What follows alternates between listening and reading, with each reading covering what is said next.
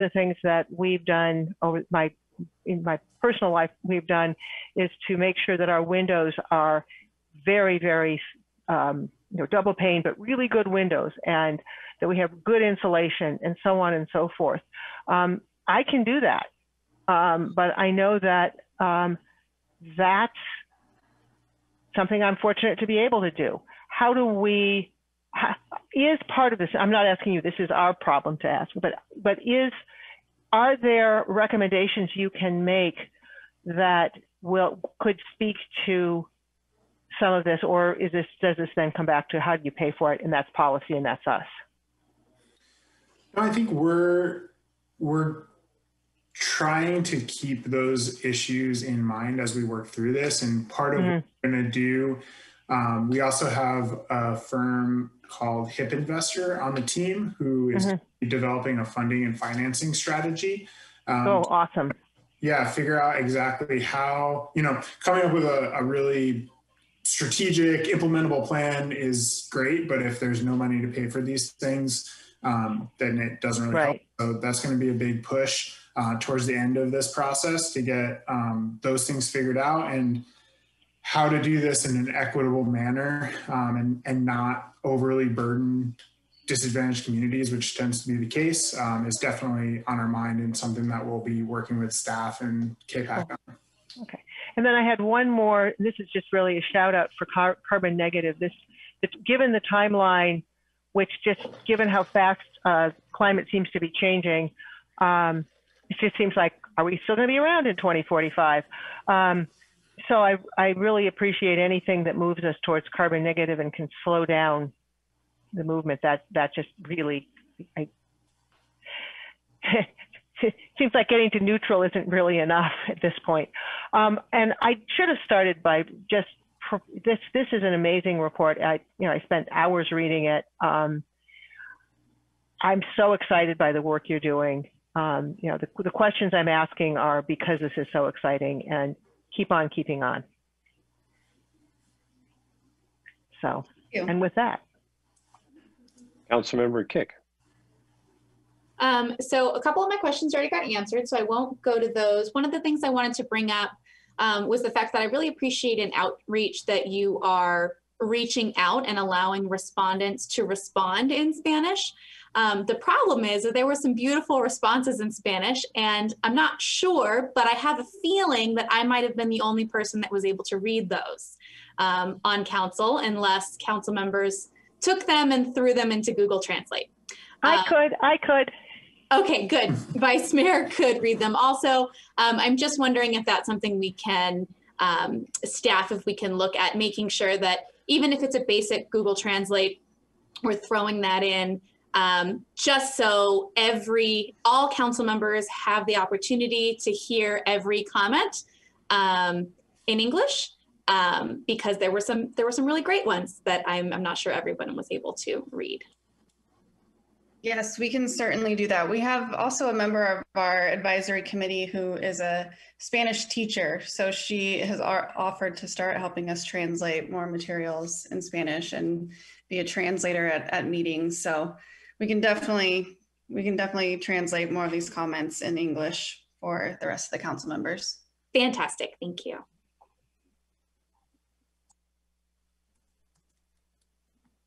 Is that it? You still have your hand up. So, okay. So, well, I'd want to thank you for the report as well. And a couple of comments. I'll start off with some of the things I remember from the conversation we just had here. I absolutely believe we've got to make sure we're focused on what we're trying to do. And I think that the filter of what we have control over is the where we start with. I think we have other, and I also agree with Vice Mayor Monroe on the regional partnerships, and that brings into account things like Valley Link. And we do have, and the landfill, I think, is not just restricted to Alameda County. I think it's beyond, so it's regional.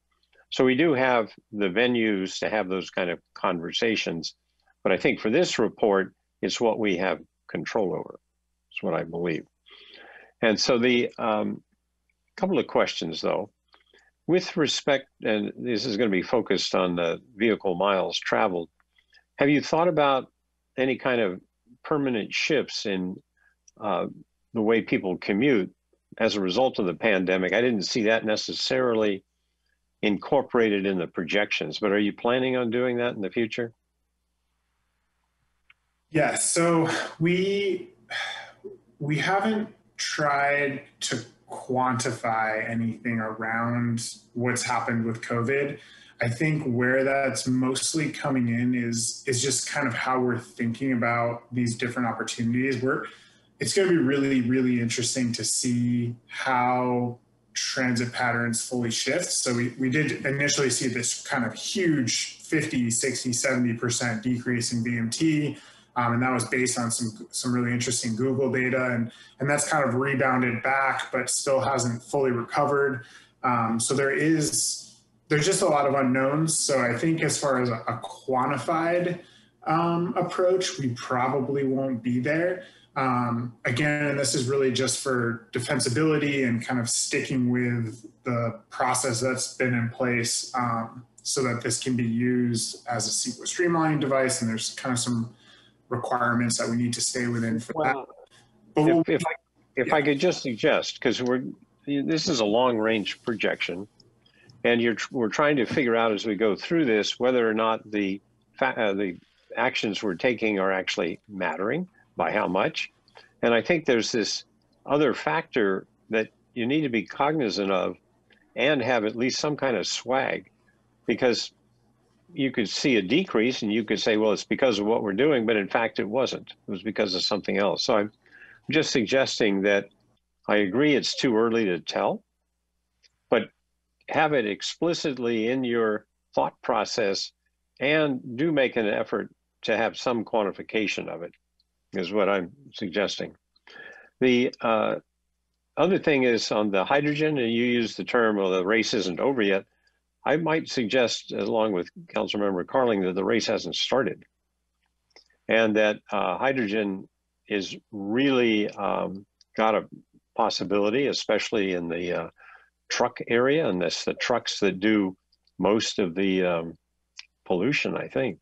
So, and I was just on a call earlier for the Alameda County Transportation Commission, in which it came up. So I think there needs to be some acknowledgement in this report for the role of the hydrogen-powered vehicles.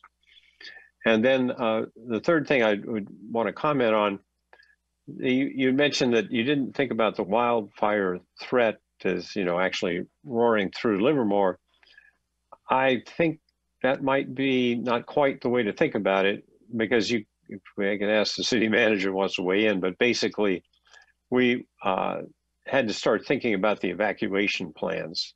It was not idle that the fire could have come through here. So we need to think about not only the communications for people with heat waves and how to contact people, but we've got to make sure that we have, in general, for emergencies, how we contact people in the event that, say, cell towers go down, et cetera. So I just want to, as you speak to the threats and how to deal with them, I would suggest you maybe rephrase some of the language there. That's what I had. I think it's the other question, more in general. Are there any things that that we need to be taking, any actions we need to be taking in the short term? I know that you've got the time frame on the report and everything, but has there been anything identified that we should start moving on now, because it's a no-brainer kind of thing?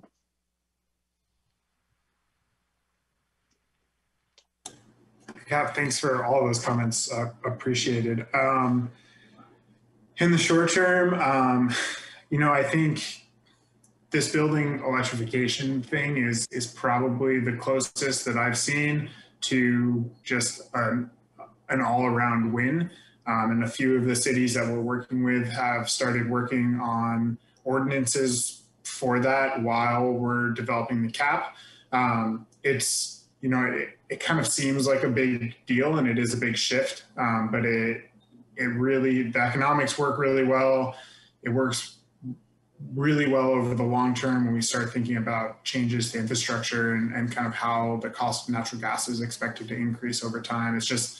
It's probably one of the best overall actions that I've come across. I gathered that from what you said. So I think I want to, maybe I will at this time ask the city manager, if that's the case, when, and given what you heard here, when do you think's the right time for us to consider beginning that process? One of the things that we could do as a part of this process is explore some of those other codes, and at the same time we bring back the overall plan for adoption. We could have a few options for you to take a look at so that you could give us essentially final direction on preparing an ordinance. So I think if you directed us to do the basic and upfront work of comparing other ordinances and making a range of recommendations to you, then we could bring that back with the cap. And then at that point, if the council so directed, we could begin the final ordinance preparation. Now, is that something, I mean, that's something I think is worth requesting you to do. Is that something we can do tonight and that you could then act on it? Yes. Okay. So I think we've had a lot of, oh, I see Councilmember Carling is back online here. Yeah, I just wanted to support your notion. I think that was one of the first things that I said was I supported that. And I've been doing some reading on that particular item. And I agree with Mr. Gardner that I think it is something that just seems obvious and something and I appreciate your point, Mayor, in terms of getting started now. So I certainly support that. Thank you. Okay, and Councilmember Kick. So just so I'm understanding, we would be looking at an ordinance requiring electrification of new buildings. Is that what we're looking into? And then how quickly could that, Eden Housing, for example, would that be in time to make sure that Eden Housing is electrified, considering that's a housing project for low-income families, and they are the hardest hit by climate change, and making sure we're electrifying those buildings, I think, would be important. In your particular example, we have other ways rather than an ordinance to interact with Eden Housing, since we have a regulatory agreement relationship there. So we can certainly make that suggestion there. On the timing, what we'd like to bring back with you is some options dealing with both new construction and whether you wanted to in any way, shape, or form incentivize or require changes to existing construction. And we'd like to give you some background, a little more of the economic information. Seems like several of you have already done all of that. And then you can give us final direction on that.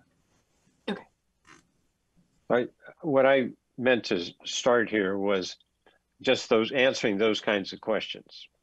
And it's going to take a little bit of time for staff to do that background work and actually get the machinery to the point where we could take some action.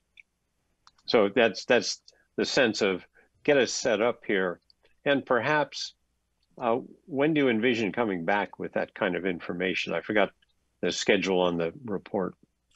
Well, your climate action plan is coming back or we're scheduling for final adoption before the end of the year. And you'll be back. My recollection is, Ms. Ponto, do we have one more check-in with the council before we do the public, as a part of the public outreach, or is the next time the council will see this is when we're going to be ready for adoption? We were planning on coming back one more time after the draft measures list has made it through the advisory committee and through the public outreach and back to the planning commission. So I think by that time, there are a lot of great examples out there from other cities and some studies on other cities' ordinances that we could probably pull some stuff together relatively quickly and have it back by that next check-in. So why don't we plan on having, when we're back for our next check-in, we'll be in a position for you to give us policy direction on the When is that next check-in? We haven't scheduled anything yet, but probably approximately late spring, early summer, maybe early summer. Okay. I just wanted a time frame. So we've had the council comments and questions. Now I want to open up the public to opportunity to comment before then we move to accepting the report. So do we have public comment on this? City Clerk's office, please unmute and announce the attendees that would like to speak.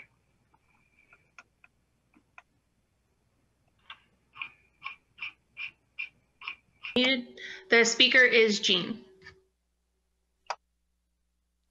Hi, this is Jean King, and I want to thank you very much. I think this was a really good report, and I very much appreciate your doing it. Certainly, climate change is a very important thing, and I'm glad that Livermore is working hard on it.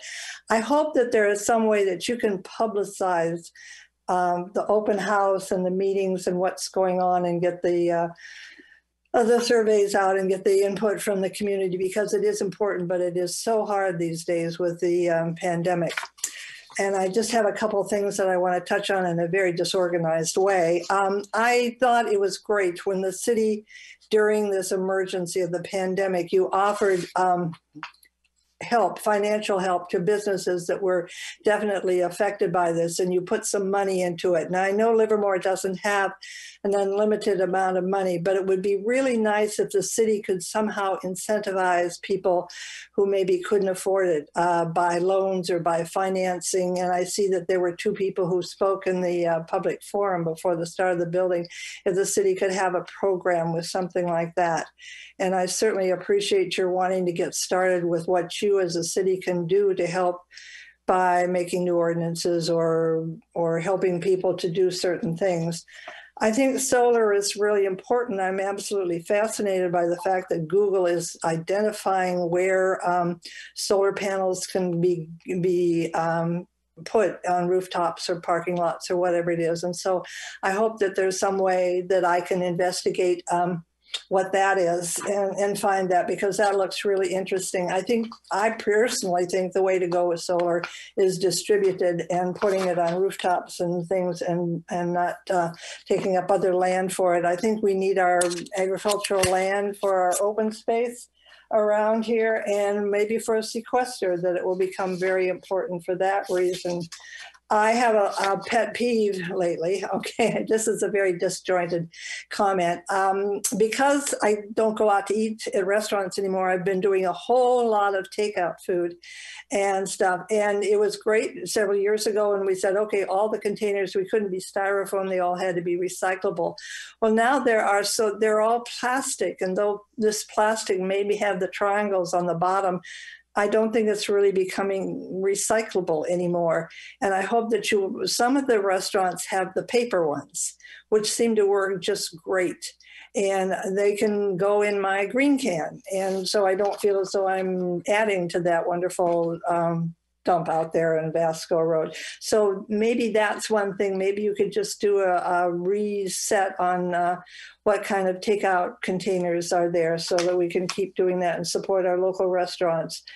What else have I got? Gee, that's probably all that I've got. Anyway, I thank you very much. I think you're doing a fabulous job, and I'm really glad that Livermore is taking a step ahead in doing these things, and I look forward to going to all of those things, and I hope you can make them very easy for the public to know when they are, where they are, and what they are. So thank you.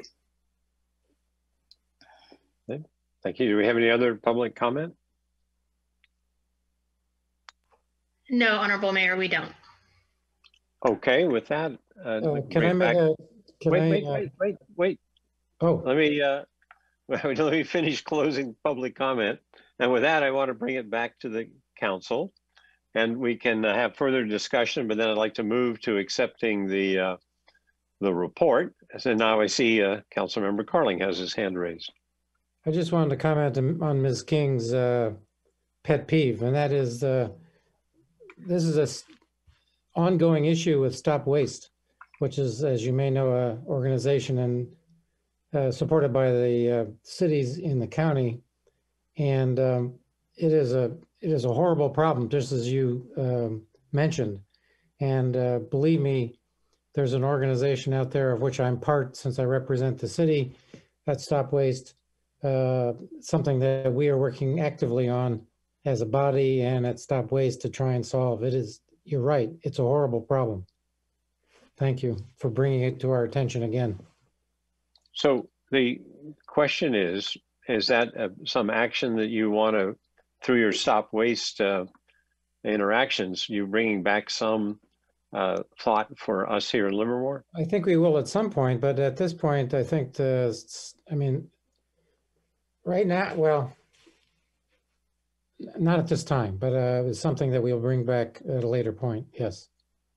Okay. Well, maybe that is something, though, given the shift we've had here, that maybe staff or you could work with staff to come back with some thoughts sooner rather than later. Okay. So with that, we don't need a resolution here to accept the report. I don't believe it's just that was right. So do we have the sense of the council that we are accepting this report, or do we need a resolution? You don't need a formal motion on this item, and I believe we've accomplished what we need from you. Okay. Well, thank you. So with that, and it's really a great report, and I think it is a call to action. So with that, I'm looking at the time. It's 9:22. We normally take a break a couple of hours into this. I'm recommending we break until 9:30. Does that work for everybody? Okay, so let's have I forget what the right word is, but we'll take a break until 9:30 and we'll come back at that point. Well, my system clock says it's 9:30, so I'd like to resume the meeting. Sure.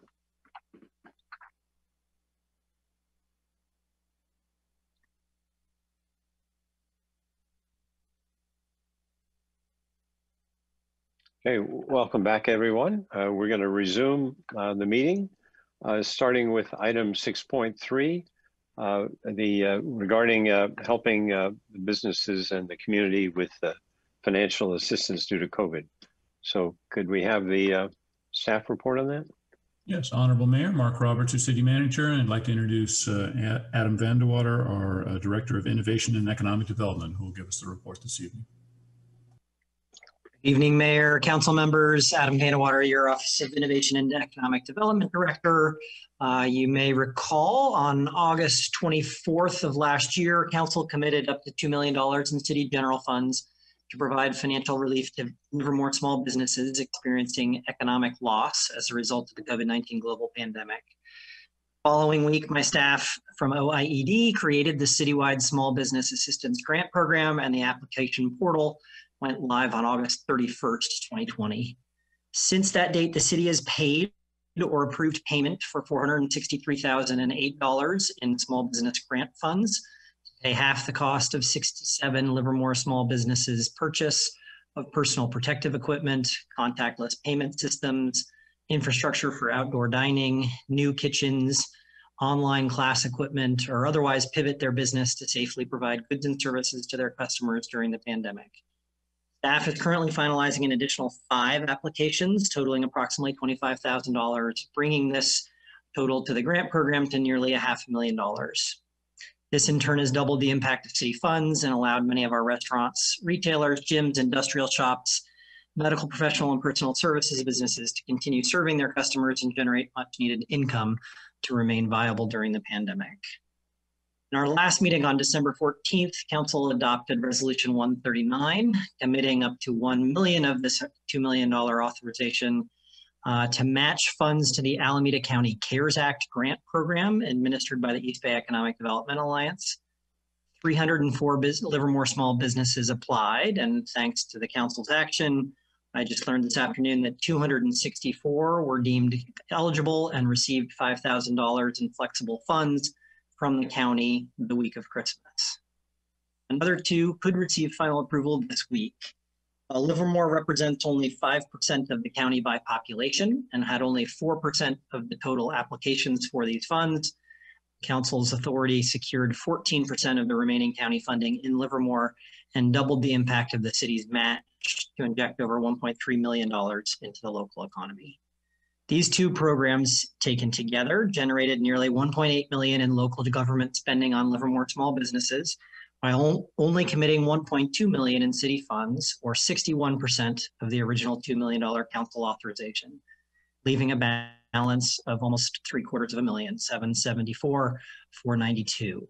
And here I should clarify that the resolution does list that number correctly, but the staff report alternately listed that number, 774, 492, and one just slightly differently. So I wanted to make sure we were talking the correct number. This remainder of funds has been the envy of some of our Alameda County neighbors, many of whom spent their resources earlier in the pandemic and had fewer funds to leverage county grant funds or to provide continued financial assistance as we approach the beginning of the 11th month of our shelter-in-place orders and face the highest infection and hospitalizations rates and look to enter arguably the most difficult final months of the pandemic. Also at our last meeting, Mayor Warner requested that staff return to council with a recommendation for how to provide rental assistance to those experiencing economic hardship as a result of the pandemic. The city has a long history of providing residential rental assistance and has provided a variety of commercial assistance since the onset of the pandemic, but does not currently have a commercial rental assistance program. Unlike residential rental assistance, the commercial, we've been able to help the commercial businesses through a number of emergency orders, connecting businesses to state and federal financial relief programs, and committing general fund dollars as I've just described. In the past few weeks, we have finally learned of several programs we've been awaiting from the state and federal government in their effort to provide additional financial assistance, including a $500 million California Small Business COVID-19 Relief Grant Program, which includes applications for up to $25,000 in flexible funds.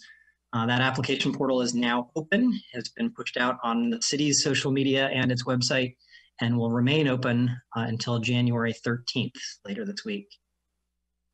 There's also applications for the $284.5 billion second round of the Payroll Protection Program opened today for first-time applicants if they did not apply back in the spring.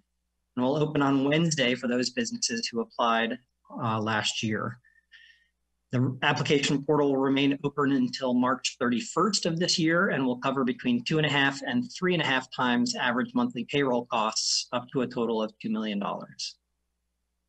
Finally, as we all know, we are going through a transition to a new presidential administration who has recently announced their prioritization of $2,000 COVID-19 payments, a $3 trillion tax and infrastructure package, and additional student loan relief. Of course, these would all have to be confirmed by Congress, but they intend to bring those early in the term.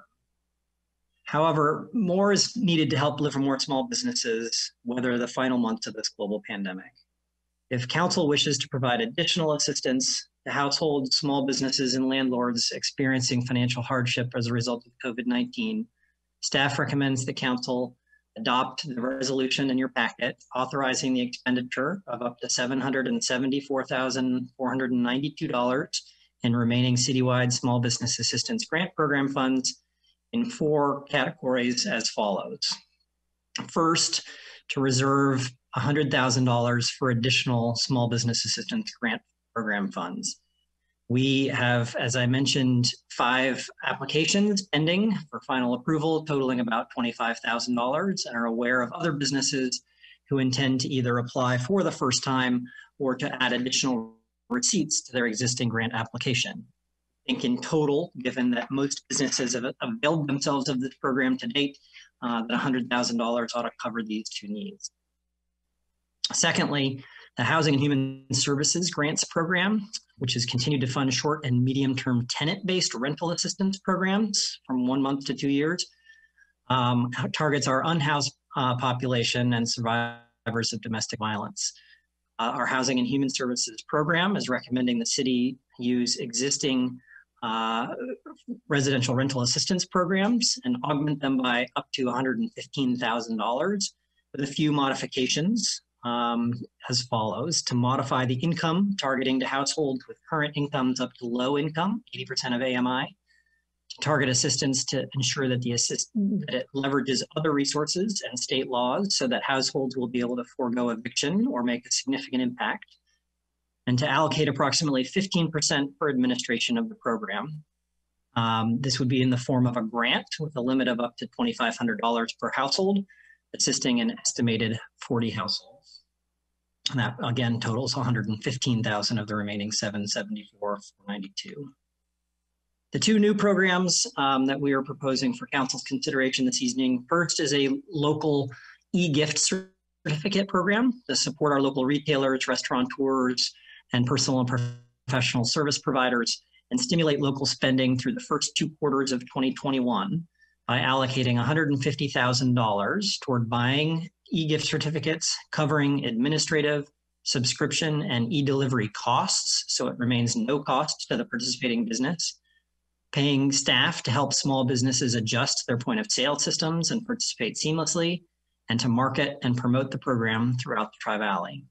This not only helps our small businesses, but helps our residents stretch their dollars further and invest them in their favorite local. And then finally, the balance of the remaining funds, approximately $409,000, we're proposing toward the establishment of a novel commercial rent forgiveness matching program, with city funds paying up to $7,500 for each lease in which the landlord waives an equivalent amount of future or back due rent for a business headquartered in Livermore. Downtown, our average leases are between 2,500 square feet and 6,000 square feet, and rents range from approximately $1.50 a square foot to $3.50 per square foot per month. And at those figures, this can amount to tens of thousands of dollars in back rent for those locations who've been closed and in arrears. At full participation, this remaining amount of funds could cover 2 months of rent for approximately 55 businesses experiencing financial hardship, and help our landlords cover their fixed costs, many of whom are small, independent and locally owned businesses themselves.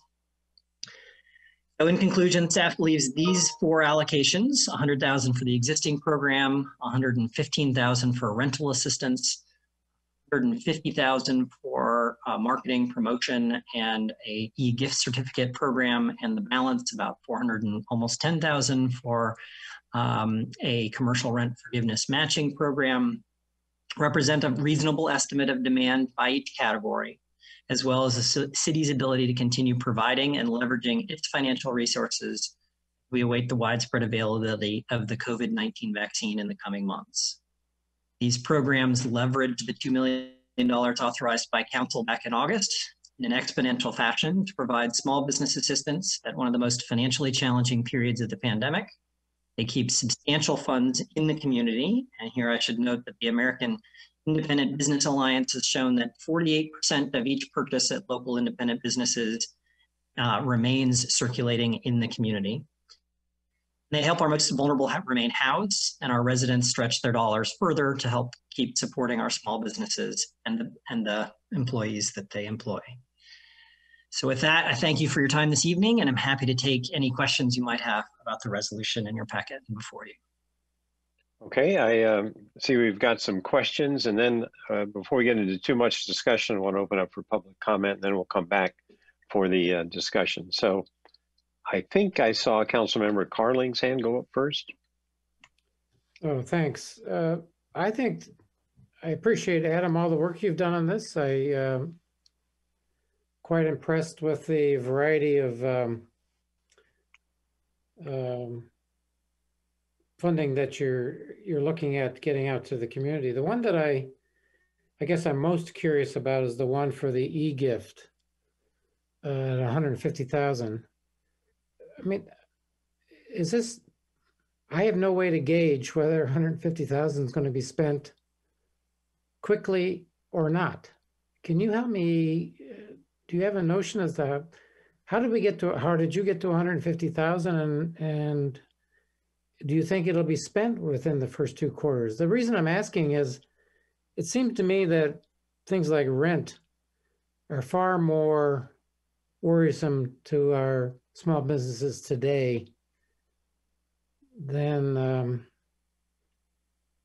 and maybe that would be a better way to spend additional money rather than an e-gift. So help me understand the distribution here in terms of, particularly around the e-gift, 150,000. It's a great question, and 150 represents an estimate. We did take a look at, this is a fairly large growth sector within small communities.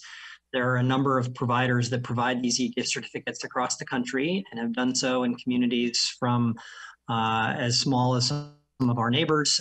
Fremont worked with a company called Gifty to do this program throughout the summer and early fall, to as large as Detroit, Nashville, larger cities that have done substantially larger programs. We think we're in between those two poles, larger than Fremont's program, but smaller than Detroit and Nashville, which has been in the hundreds of thousands, 400,000, I believe, comes to mind.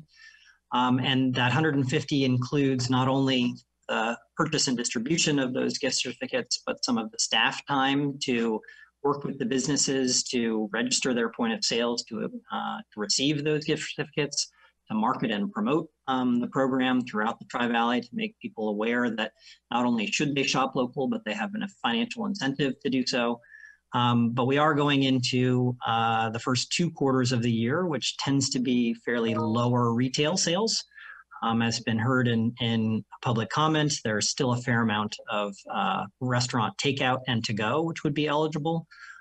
We hope to get to a point with the pandemic and our caseload that we can reopen some personal and professional services. So you can use this, for instance, at a barber or a nail salon or a spa when it's safe to do so.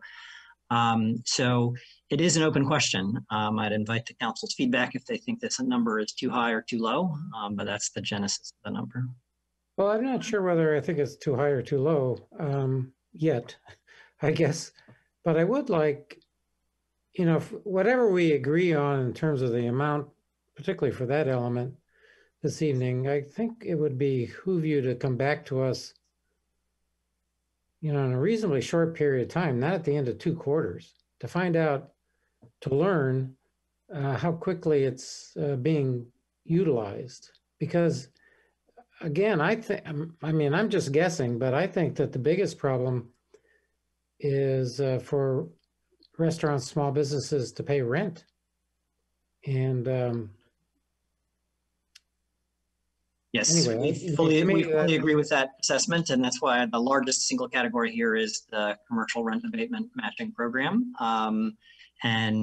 I think it would make sense for the council to direct staff to any unspent funds in any of the remaining categories. If we don't spend funds for the existing grant program or for the gift certificate program, that they would roll into that latter commercial rent abatement program.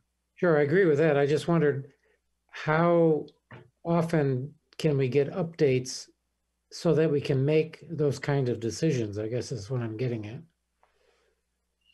Yeah, the purpose here is to take the $2 million that council has authorized and seek ways to provide a variety of financial relief, as you pointed out, but also to leverage those funds. So the first tranche of almost $500,000 in grant funds was a 50% match. So that came from some of the small businesses that needed to make those adjustments initially.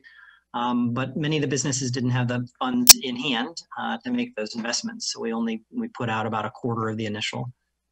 We had the opportunity to match county funds, which were more flexible. We were able to reach more businesses as a result, but only about $5,000 per business, and that can be used for rent, payroll, or other costs. This leverages a couple of different sources, both the landlord and the tenant, both of whom have some deferred payments, which we think will become a liability in 2021, and the spending power of our community who wants to support our small businesses. And may or may not have the resources to do so. So we give them a financial incentive and we direct them towards the small businesses, which are both the lifeblood of our community and one of our greater employers. So Councilmember Carling, we can return, I'll make it certain as a part of my update, as part of 6.1 on your agenda, to give you an update each time. And if there's a point at one of those updates where you'd like to direct us to make adjustments, we can certainly do that. So I don't expect very much activity by my next update, but essentially as we move into February, we should begin to get a feel for the various pieces of the program, and I can make sure to give the council an update each month on that. Great, I would appreciate that. Thank you. Yes, thank you for that. I should offer one other detail, which is these funds are city funds and would be spent in the city. There are some businesses that we claim as Livermore businesses that are outside our jurisdiction, most notably wine country. So we've been talking with the chamber and our county supervisor about how we could find additional funds through philanthropic or county sources that could be ingested into the gift certificate program and spent in the county. Okay, Councilmember Kick. I wanted to ask about the gift card program. So I've seen how it works in a couple of other cities. One of the cities I'm thinking about is San Luis Obispo, and they require that you spend $100 to qualify for a gift certificate. I'm wondering, what is the qualification to participate in the program? I'm just honestly thinking about the fact that spending $100 at a small business is probably going to limit who can access the funds. Generally people who might have more wealth to be able to shop at these local businesses anyways, versus not only incentivizing shopping small, but also, my light keeps turning off, but also encouraging families who might not usually shop local because it's too expensive in some ways to shop local. So how are people going to qualify for this? And can we ensure that we're not limiting who can participate based on a high number like $100? It's a great comment, and I agree with it. The city of Fremont and their Gift Fremont program offered $15 for every $40 spent and $5 for every $20 spent, which seems more appropriate. We've been in conversations with Livermore Downtown Inc. And our Chamber of Commerce, and would try to pick a number that would match the range of goods and services on offer in Livermore, so that we could appeal to people with different means. I think $100, I agree, would be too high, and would make spending something like $150,000 out of reach. Right. Another question would be, would farmers market be considered a Livermore business, and would that be too difficult? How could they play into this? So my understanding of these programs is they are e-gift certificates that can be redeemed on your mobile phone or printed and redeemed in store, that they are preloaded, and the funds go to the business when the gift certificate is sold. There are programs that go through a credit card and are held by the Visa, MasterCard, or bank until they are redeemed. What we're interested in is, as soon as that card is purchased, those funds go directly to the business, even if they're not redeemed for many, many months later.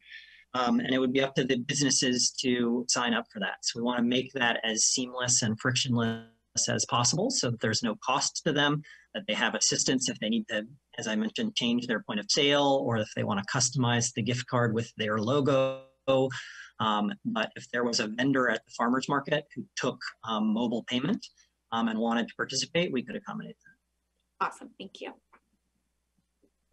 Okay, Vice Mayor Monroe.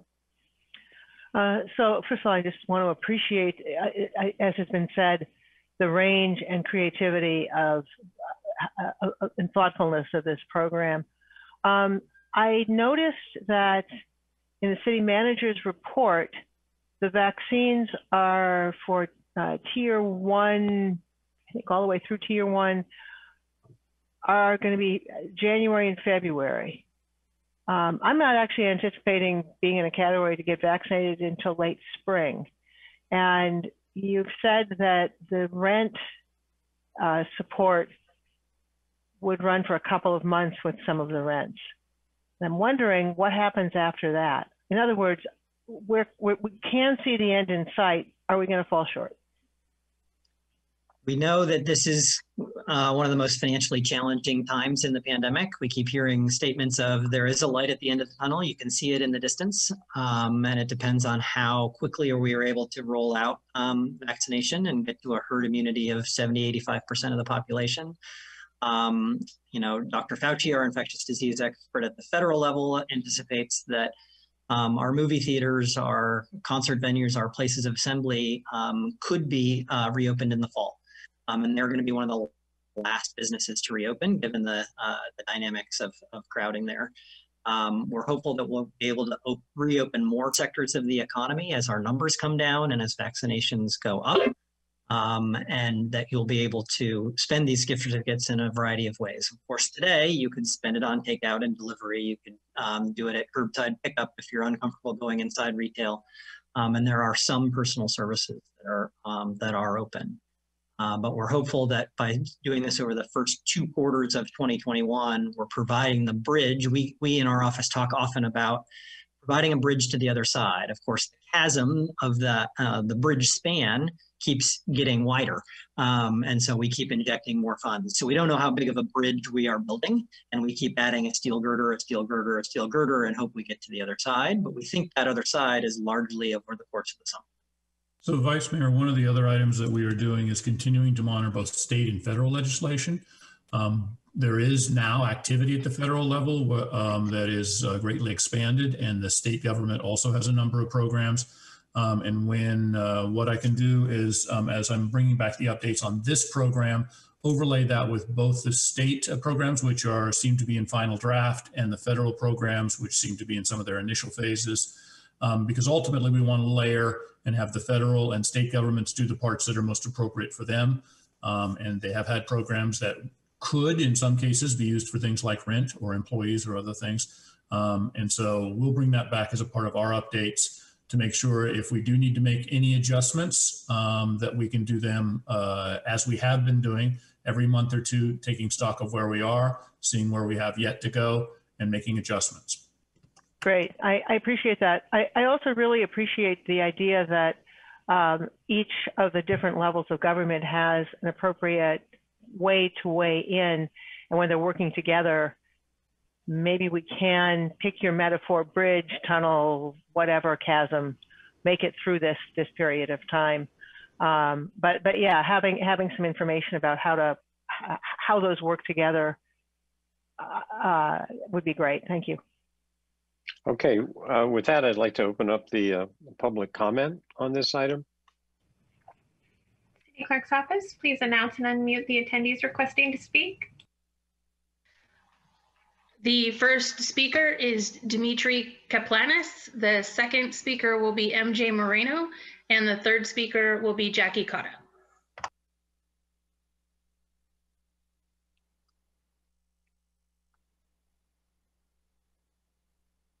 Can you hear me? Yes. Okay. My name is Dimitri Kaplanis. I own Dimitri's Taverna in downtown Livermore. Also a member of the Tri-Valley Restaurant Group. As a small business, I want to say thank you. For all the financial support that you guys have given us with the matching grant, with the receipts and the county matching. Very helpful. There's still a hard time. The new idea for the grant for the rent relief sounds pretty good. E-gift cards, that all sounds good. I love the creativity that you guys do. We appreciate, speaking for all the restaurants, we appreciate all the work that the city does for us. But with that said, we need more support. And when it comes down to more support, it's not really throwing money at us. We really need to open. If you let us open, we can generate our own income, and we can, we don't need these grants. You don't have to have these problems.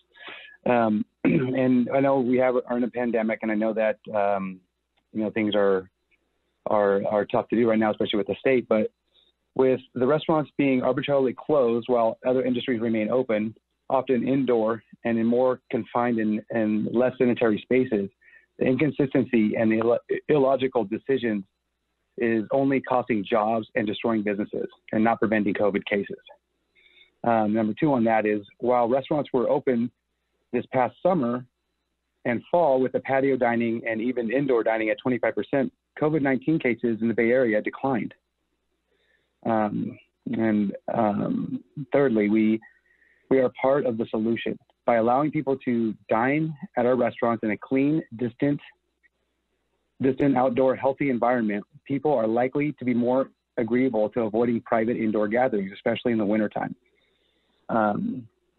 Once again, I just want to say thank you, and just consider our thoughts as all the restaurants in our city. We're dying out here. Money's not going to fix the problem. Really like the ideas, but just let us open. Fight for us. Go to the county and talk to Dr. Moss. Dr. Moss has been quoted a few times from people that have talked to him about cases, and deaths is what matters, not the cases.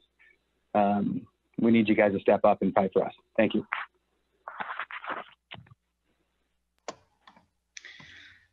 The next speaker is, excuse me, MJ Moreno, followed by Jackie Cotta, followed by Hayden Sedun. Hello, can you hear me? Yes.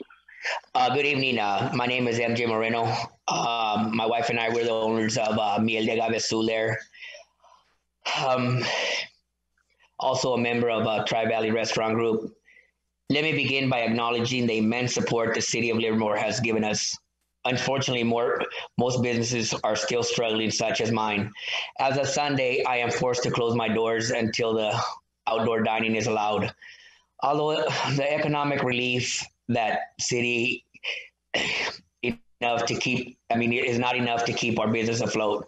We would like for the city of Livermore to carefully take into consideration, in lieu of another economic relief, allowing the reopening of our outdoor dining. It is proven that indoor gatherings are a key spreader of COVID. Thus big box stores are open even though they are closed areas and a little to no supervision of social distancing and mask wearing. And for me to say this is really hurting. I have to close my doors because I would say up to 80% of my business was outdoor dining. And anybody that knows me knows how passionate I am about what we're doing. And it's just, I hope you guys understand and push for us and fight for us. And we're going above and beyond what we're asked to do, all the rules and regulations, and just give us a chance. Just give us a chance. Give us a chance. I don't want you guys giving me money. What I want is a chance to help ourselves, get out there and have people come out, and everybody will be masked. Everybody will be taken care of. And we promise that, you guys fight for us. We don't want necessarily throwing money at us. Just, let us make a living. That's all we want. And if you guys fight for us, that's all we need. And thank you very much.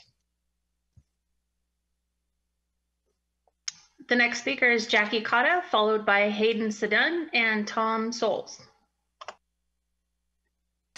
Nowhere in the economic development plan was there any information stating that there was going to be support in fighting back with these illegal orders.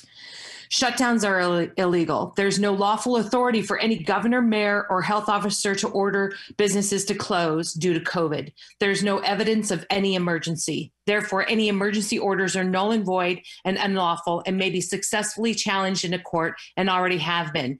No governor or health officer has the authority to shut down a business without due process of law. That means no sheriff or health officer can close a business or revoke a license without a hearing. No emergency or pandemic suspends the law. You cannot lose your liquor license unless you serve alcohol to minors or are convicted of a crime. You cannot lose your license for not wearing or required mask or distancing. There is no law or regulation requiring you to or prohibiting you from serving patrons indoors or outdoors. You do not have to limit the number of patrons that are served. There is no lawful order that requires you or your employees to wear masks, distance, or limit the numbers of patrons you serve. No emergency orders supersede your rights. You have legal right to operate your business the way you want. No government agent has the authority to interfere in illegal operations of your business. Your business is your property, and the government ordering you to close or limit your operations is theft and deprivation of rights, which is a felony, Title 18242. You are not licensed to dispense medical advice, and you may not require anyone to wear a mask or distance, nor may you deny their entry or restrict their movement, which is false imprisonment.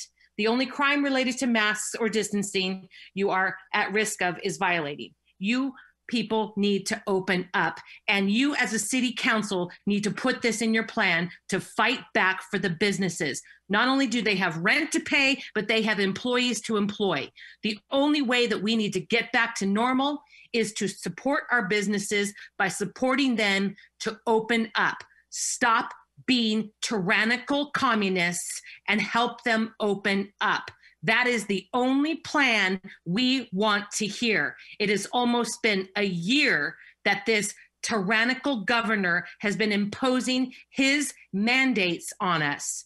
He has been forbidden from providing these executive orders. So therefore, he's pushed his tyrannical orders now down to the health officer level, and the health officer does not care about businesses. He has cited that specifically. He has no proof that shows that restaurants, bars, salons, or any of these businesses that he deems as non-essential are spreading any viruses.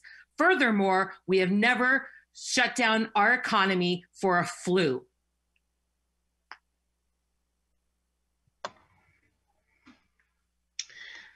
The next speaker is Hayden Sedun, followed by Tom Souls. Can you hear me? Yes. Okay. So after what we heard in the past hour, I'd like to remind the City Council that it is your job to help your people survive through this pandemic. People are dying right here in Alameda County. Hospitals and ICU units are at capacity. Businesses are closing down. People are losing their jobs. People are losing their homes. This pandemic or crisis in itself is sparking and worsening so many other crises: unemployment, homelessness, economic peril. People in the city and so many others across the state and this country are asking themselves how they're going to put food on the table and keep a roof over their heads. $600 isn't enough for people to survive through this. We know this. That's not even arguable. It's just common sense. $2,000 isn't even enough. Countries like Canada, the United Kingdom, Australia, France, so many others are paying their people so much more than what our overly partisan Congress can agree on just to stay home and do nothing and survive this pandemic and help themselves and their country get to that light at the end of this dark tunnel. Frankly, I don't know how much power the city has in this, but do something. Anything, literally anything at all. Fund our small businesses, fund homelessness shelters, fund soup kitchens. And for those who believe the city shouldn't do this, where have you been for the past 10 months? Have you not seen what we've gone through? Have you not seen the downward spiral people have ridden because of this pandemic? This is not socialism. It's not a socialist ideal for the government to help people. And if you believe it is, you have no idea what socialism is. The government exists to help people. Now, I want a haircut. I want to sit down and have a hot meal with sauce. I don't want to wear a mask anymore. Yet these things are what we have to do to get ourselves through this pandemic. You don't like it? Too bad. The ineptitude of those who disagree with COVID safety protocols and restrictions have gotten us to where we are today. Point blank. Now millions of people are feeling the effects of that. In summary, the City Council must act immediately to preserve this community and its economy, and all, yes, all, Livermore residents must do the small things required by the government to get through this pandemic. Wear a mask, wash your hands, socially distance, don't leave your house unless it is absolutely necessary. Do it because you're a patriotic American. Thank you.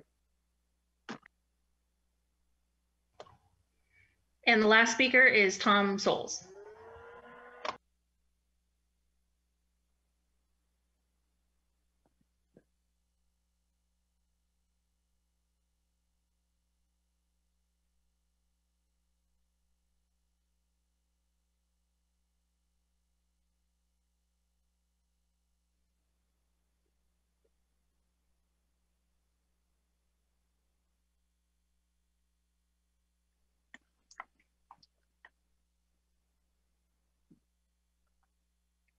Is there a technical issue?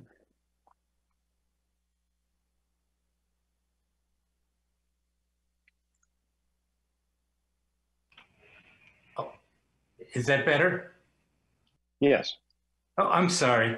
Okay, I just wanted to say, first of all, thanks for considering small businesses. I come from a family of small businesses, and I was saying that every time Barb and I go to pick up a meal, or I go to pick up a meal, I go in a small business, I pick up the meal, maybe I'm the only person there, and I'm always thinking to myself, how in the hell is that guy surviving? I have no idea. I may be the only person there. Maybe one other person is behind me. And I can't imagine it. And so I'm so glad that help is coming.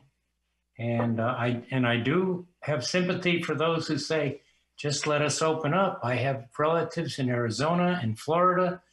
None of those states are doing very well, but I don't think they're doing any worse than California, and the restaurants are open. So anyhow, I am glad that you're doing what you're doing to help them. Thank you.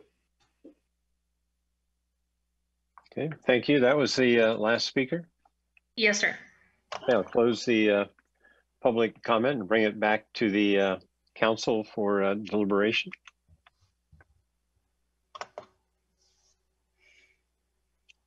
Anybody want to raise their hand? Oh, there we go. Councilmember Kick. Again, I'm happy to see the progress that we've made. That $2 million really blossomed by partnering with the county for matching grants.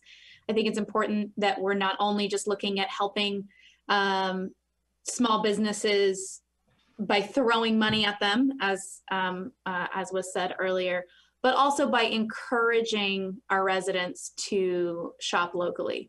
And I think that's why this gift card program is important. I think the reality is that a lot of people are very sheltered in place. I haven't been to a grocery store since March, and I'm very lucky to be able to have these food boxes come to my door with produce, so we don't need that. But I feel that it's my responsibility as someone with privilege to be able to work from home, to stay at home.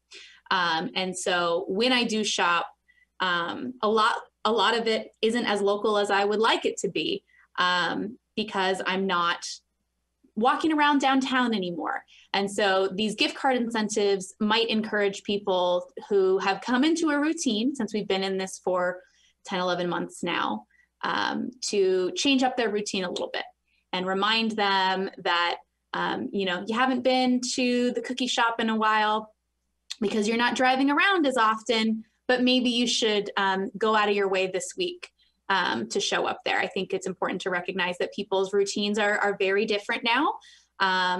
Opening up isn't necessarily going to change everybody's routines, especially those who are taking the pandemic very seriously and staying home.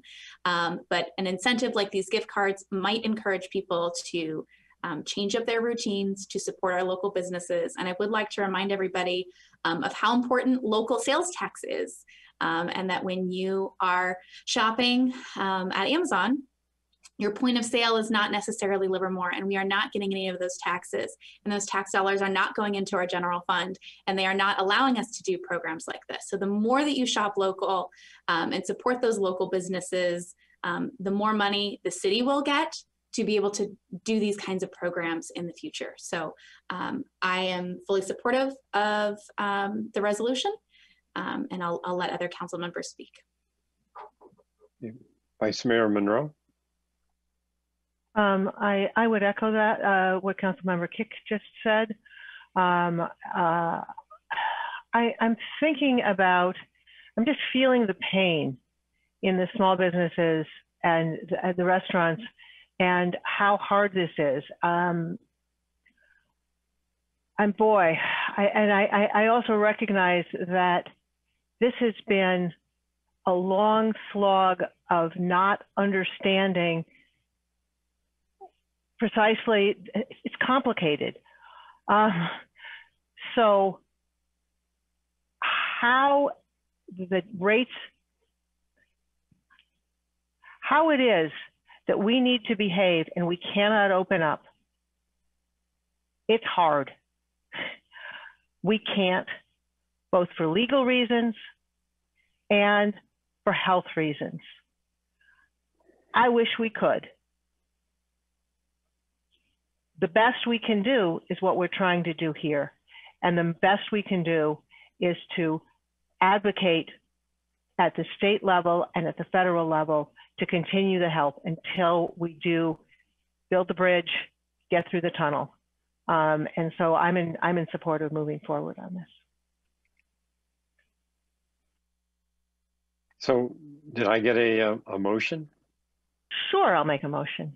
I move that we approve the plan put forward by the Office of Economic Innovation and Economic Development. I'll second. Okay, moved and seconded. Any discussion? Okay, with seeing none, let's have a roll call vote, please. Councilmember Cake, Aye. Councilmember Carling, Aye.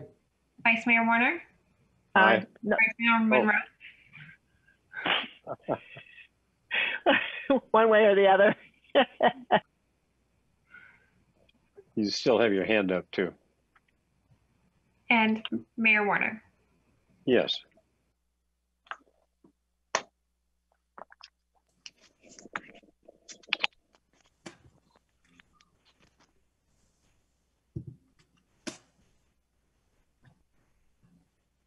And so, can you still hear me?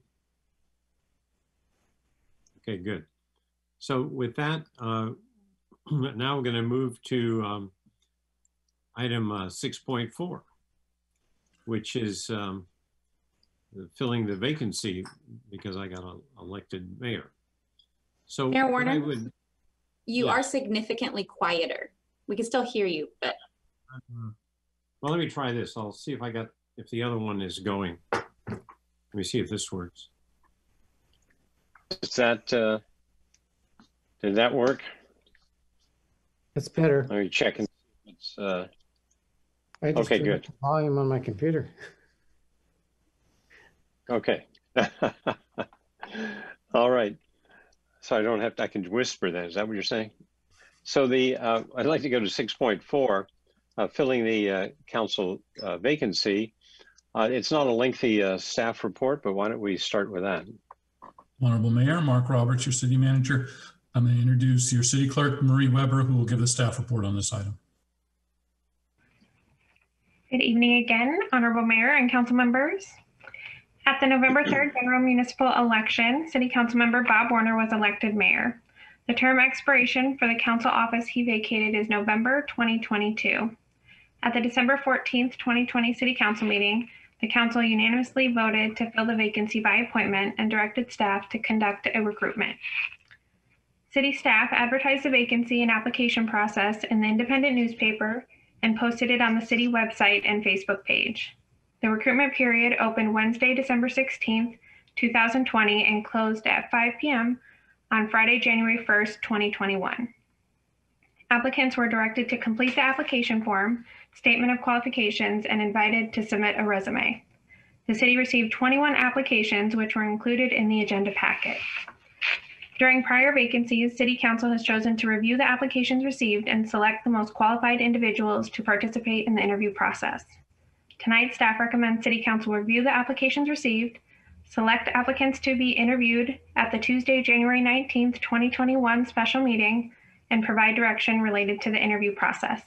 And I'm available for questions. Okay, with what I'd like to do at this point, if I may, is step us through this, and actually in the reverse order of the phrasing in the staff report. And if I may, I'd like to start us with thinking about the process and go from there. And what I'd like to do, if you can bear with me for a second, I want to explain it because it might seem crazy, but I'm trying to come up with a way to do this that is inclusive, is efficient, and is effective for the purpose of selecting a candidate. So that's the objective. I think we probably all share that. It's just the devil's in the details. So I want to offer this suggestion. I think we have in the applications a lot of information about the various applicants, and we have a lot of good applicants. And one of the things that we don't have so far is actually interacting with the people live. And the interview process is generally set up to give us a sense of how the person thinks and communicates, and it's a whole lot more than just what's on paper. So our objective is to actually interact with the people live. And so what I'm going to suggest is that we can actually interact with all of them live, but we don't have to go through the process of a gazillion questions and they all go through it and we kind of filter through all of that, because I believe we already have a lot of information. So I would like to suggest as a process that we think about interviewing all of them and that we only ask one question. Now, it's not going to be a simple question, but we ask that question. And then at the end of that, we will have seen the people, see how they think and on their feet and how they can speak and everything, which is a critical aspect of being on the council. And then we go through the final selection process. So I would like to, it's a little bit unusual what I just suggested, but I would like to hear your reaction. And the reason that you can see I changed the order is that if we, in fact, we do this, then the rest of this is moot and it could be efficient. So with that, I'd like to have us discuss this. And then I will open up the whole thing after we've discussed it for public comment.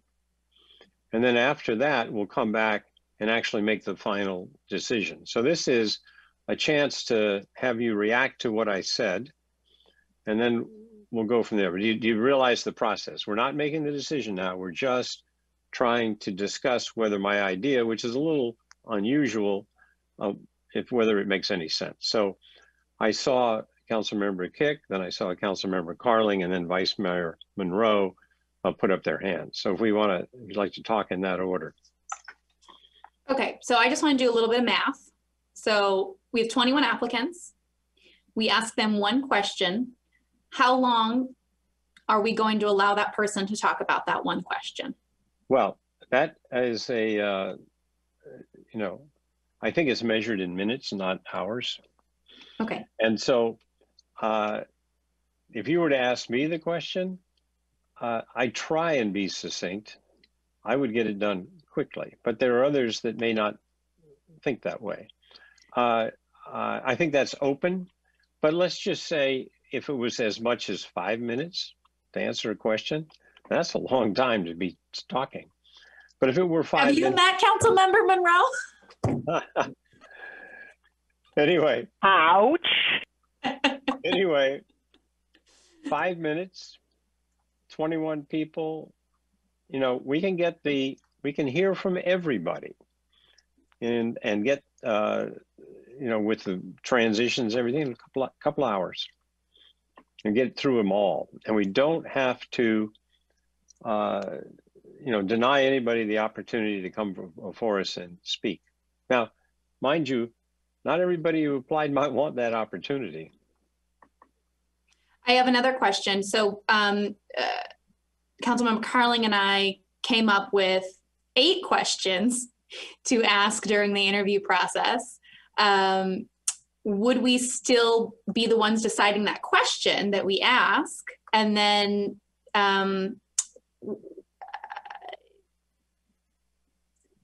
yes. So how would we decide what the one question is at that point? Well, I think, we as a council would decide it and we would discuss it in the open forum, and we could do that this evening.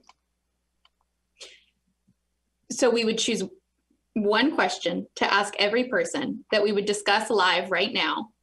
Right. The person should know the question ahead of time, should be ready to answer the question, which would push our interviews maybe even faster, because if you're prepared, you're less likely to be caught off guard. Is that right? Your goal? Yes, and I have an idea for the question. Okay. But I was just wanted to say that this is novel in some ways, but it does let us see everybody. And so that's the thought. And I don't think, frankly, I'll just tell you, I would love to have the chance to grill people into the details of the finances and everything else. But I don't, as much as I'd like to do that, I don't think it's necessary. But anyway, but we'll talk about that.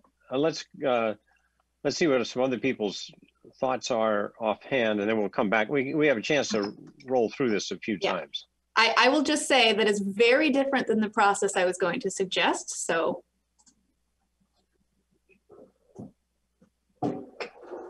But we're all in little boxes here, but I'd like to think out of the box. Councilmember Carling.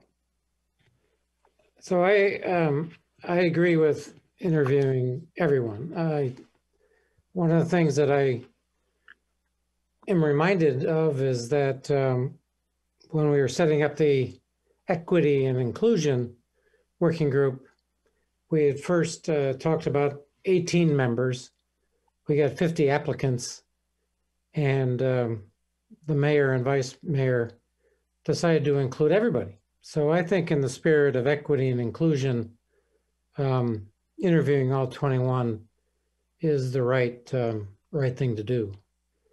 Regarding the questions, there was another point I was going to talk with respect to Councilmember Kick, and I've lost it. With respect to the questions, I do think we have to consider, oh, I know what I was going to say. One of the things that sort of been on my mind, I guess, after Councilmember Kick and I created the questions is what might be the process to avoid people getting the questions ahead of time? And I don't see one. Because even if we interviewed small groups, for example, of, I don't know, 3 or 4 at a time, the first group would get the questions as a quote surprise, but anybody watching, and I know we have a few candidates watching this evening, would have the the advantage of knowing the question when their turn came up. So I guess I'm less concerned about a lot of preparation ahead of time to answer the oral question, because frankly, all 21 of the people that applied had the opportunity to think about the questions that they put down in writing, could do a fair amount of homework, either from the website or even talking to us or others on staff to help them prepare their answers. So I think, it would behoove them to certainly prepare, but I think we'll see the difference between those that have prepared pretty well and those that maybe come up a bit short. So that doesn't bother me so much. I do think we have to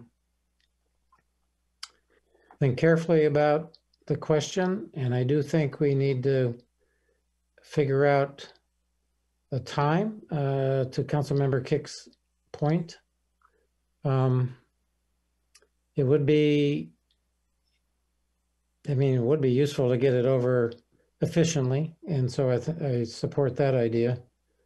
But I think the other thing is that once, and I assume we're going to speak about this, Mr. Mayor, is that once we come to a conclusion about the number of people we interview and the question or questions and the time length is what we do next. Because I think we also need to discuss what comes after we've interviewed all 21 people. Yes. Yeah, I was, just like we did the last time, we stepped through it in a stage at the time, but there will be a selection voting process at the end of that. But I see, I think Councilmember Kick, you put your hand up again before Vice Mayor Monroe? No. No, the other way around? Okay. Mine's been up. Well, but I don't actually have a lot to say. I was going to ask the timing question as well. This is actually something that I feel fairly agnostic on. I think there's a number of pretty good ways to decide. This is certainly a novel one. And I think it enables us to see those people who, because everybody has a chance to do a written and an oral piece to the exam, as it were. I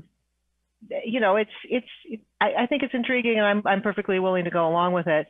But like I said, I don't have strong feelings about it one way or the other. Okay, Councilmember Kick. Okay, so I'm just going to pretend that you didn't suggest that and go with what I was going to say. But we could still potentially use your model, but focus on what I was going to talk about, which was the goal of what we're doing here. So we are appointing a council member. And I would like to point out, I ran on equity and inclusion. I'm all about that, great. But I would like to point out that creating an equity and inclusion working group to give feedback to council is very, very different than appointing a council member. So when we're looking at our goal of appointing a council member, it's understanding what is the job. We already know, the four of us know what that is. And we're looking at this as a 2-year appointment. And so I wanted to look at the goal of, personally, when I was looking at the applications, I was thinking about how we have a unique opportunity in an appointment rather than an election, because an election, we don't have a say as a council. In an appointment, we have the opportunity to look at our strengths and weaknesses and round out the council with someone who is able to bring something that we might need a lot of in this next 2 years. And what I see as something coming up that's very important in the next 2 years is the general plan. And as we're looking into rewriting and updating this general plan, planning experience would be extremely valuable, which was something that was important to me when I was looking at the applications, whether it's having been on the Planning Commission or demonstrating that they are very, they understand and are aware of land use and the process. And Mayor Warner is the only one of us who has Planning Commission experience. That doesn't mean that the rest of us can't be good at it. I just think it's a unique opportunity for us to think about our goal, our goals for the next 2 years, being the general plan, and having that be how we narrow people down. That being said, if we're going to interview everybody, I would say that maybe we should think about our question and make sure that the question is related to the most important things coming down the docket in the next 2 years. One of which I believe to be very important is planning, land use, and the general plan. So I thank you. And if I could, what you just said kind of matches what I was thinking. But here, let me tell you what my question was, and you can see how what you just said maybe makes that a little difficult. But the question that I was thinking was asking the applicants to answer what's the most one or two most important things facing the council, because we may not all agree amongst ourselves at this point what it is. And then with respect to that topic or two that the applicant suggests is the most important, the second part of the question is, why should they be selected? And we know on our, when we interview other people, for other commissions and things, the wrap-up question we always ask is, well, all that said, why you? So I think it's a very powerful and not simple question. They first have to ask, they have to look at the whole set of things facing us. And they all have different reasons for running. And I think that those reasons can be compelling. And then their passion as to why that matters and why they're running is something I would want to hear. And I think that even, we obviously, we have one candidate, one spot, 20 people, 21 that applied. But to tell you the truth, I also believe that just giving the people to speak, an opportunity in front of us in the community, is very, very valuable for us and for them and for the community. So I see Councilmember Kick, you still got your hand up, but Councilmember Carling's got his hand up. Yeah, I just wanted to respond to Councilmember Kick's point. What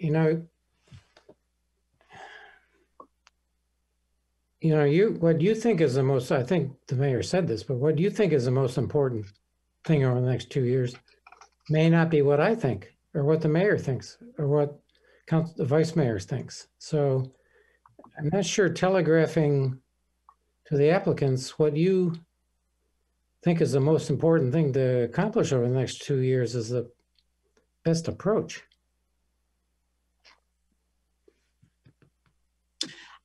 I was just saying what I was thinking when I narrowed down my list, but my goal was that the four of us would discuss what are these next 2 years going to look like, and what do we need in that next 2 years to figure out, because we are doing our goals and priorities, but that's not till March. And so we could have a mini discussion of maybe I'm the only one that thinks the general plan is valuable. So could I just real quick, I'm sorry. Sure. But let's step back for the process for a second, because what you want to achieve is available here. So what I first suggested is that we hear from everyone as to what they think is important. And we also get to see how they think and how they match that importance, right? So we get to see that.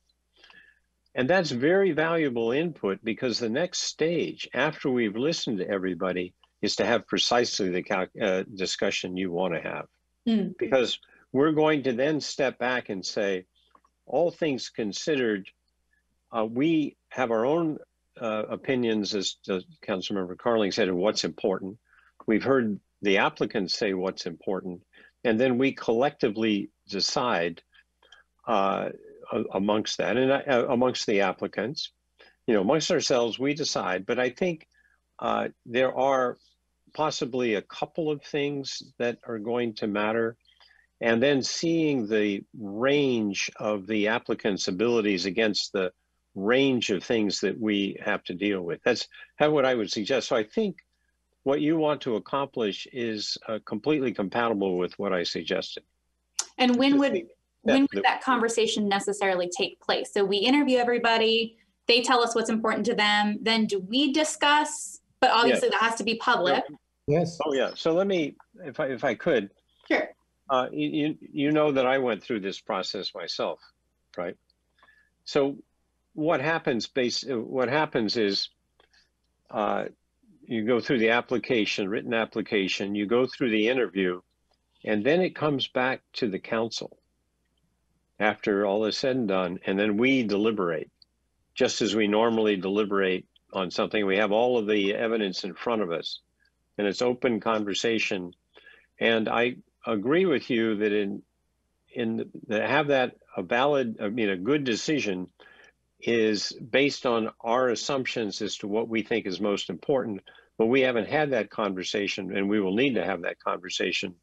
But as Councilmember Carling says, that's the conversation we have after we hear from the applicants, because otherwise we might hear back what we want to hear. And Can I add that I think, to follow on to that, I think one of the things we might consider then is, after we discuss what we can and what we've done in the past for other positions, is then to, sort of spend our own time deciding what the top, pick a number, 3, 4, 5 people in order of our preference. We get that to the city clerk, let her collate that, because we've done this before with the Planning Commission. Let her collate that and see if there isn't a candidate or maybe 2 that float to the top. So it allows us to have a discussion amongst ourselves, yes, but it also allows each of us to make our own decision based on what we think is the most important elements for this person to your point, Councilmember Kick, over the next 2 years, because again, it's limited for 2 years. And so that would be a suggestion, or something that I might add to this, is that we would each then, after some discussion, vote and email our answers, or whatever the process might be, to city clerk. She collates it, reports back to us, and we see where we are. So to clarify, that would be, we hear everybody. I put my top 3, you put your top 3 in an email to Marie. If it turns out we all have the same top 3, but maybe in different orders, or the same top 2, but maybe in different orders, then we would simply deliberate those people rather than deliberating 21 people. Right. That makes a lot of sense. Thank you. And just to, I'm thinking about how you might do that. So we'll spend, say, a couple of hours listening to everybody. And as I said, I think that's a valuable experience. Then we would have 15 minutes amongst our, with ourselves to get an email to Marie. She'd have another, say, 15 minutes to synthesize everything and tell us what the result was. Then it comes back to us. And then we do, as you said, Councilmember Kick, we kind of look at what that says, and then we figure out what our conversation is. And I think that's it could work. So if do I have a sense? Because I see. Okay, Councilmember Kick, you've still got your hand up. And do you want to continue speaking? Okay. Yeah, I have another. Okay, and then Vice Mayor Monroe. I just how you're talking about having the opportunity for everyone to speak is valuable. I just wanted to point out that I agree that although we saw a variety of applications, I think that there are a number of people who, well, it's obvious only one person's going to get it. 20 people are not going to get this, but speaking to all of them might give us the opportunity to find other good fits for them in the community.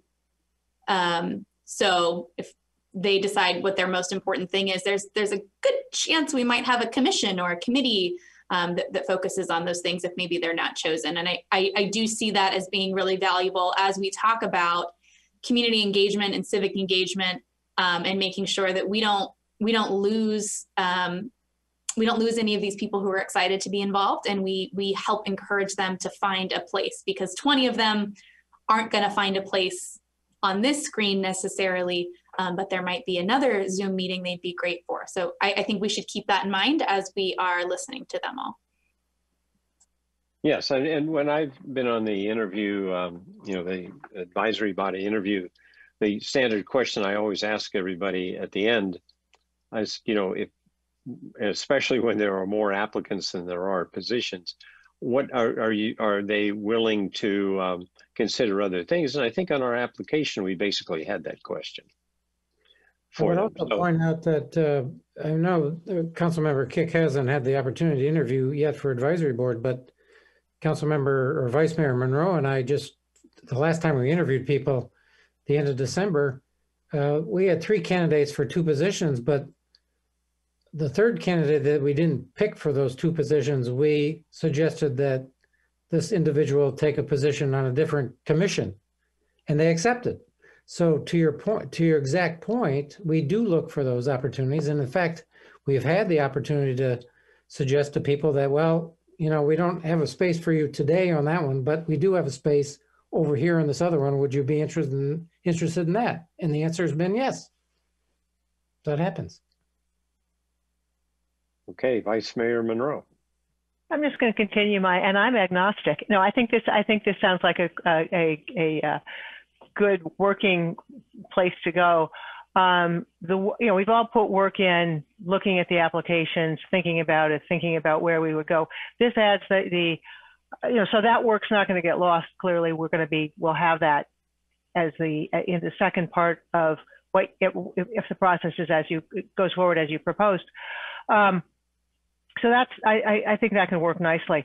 I wanted to follow up with what Councilmember Kick said in terms of keeping people engaged, and whether this needs to come as part of matters initiated and report out, or I can just mention it here. But I would like to very much offer to the 20 who are not chosen the opportunity to have a key to the city, to have some sort of a program to keep those who wish to be involved, and to be more broadly educated about the role of what the city does. So that sounds wonderful. I think that you can go to that in matters initiated, I think, or there. But I think at this point, I would like to open this item up for public comment. Vice Mayor Monroe, you still have your hand up. Okay, good. All right, so with that, remember, we've only kind of gotten some sense of where we're going here. We haven't made any decision at this point, and would like to open up for public comment. Do we have anybody who wishes to speak? We do, Mayor. City Clerk's office, please announce and unmute the attendees asking to speak. The speaker is Moni Knopp.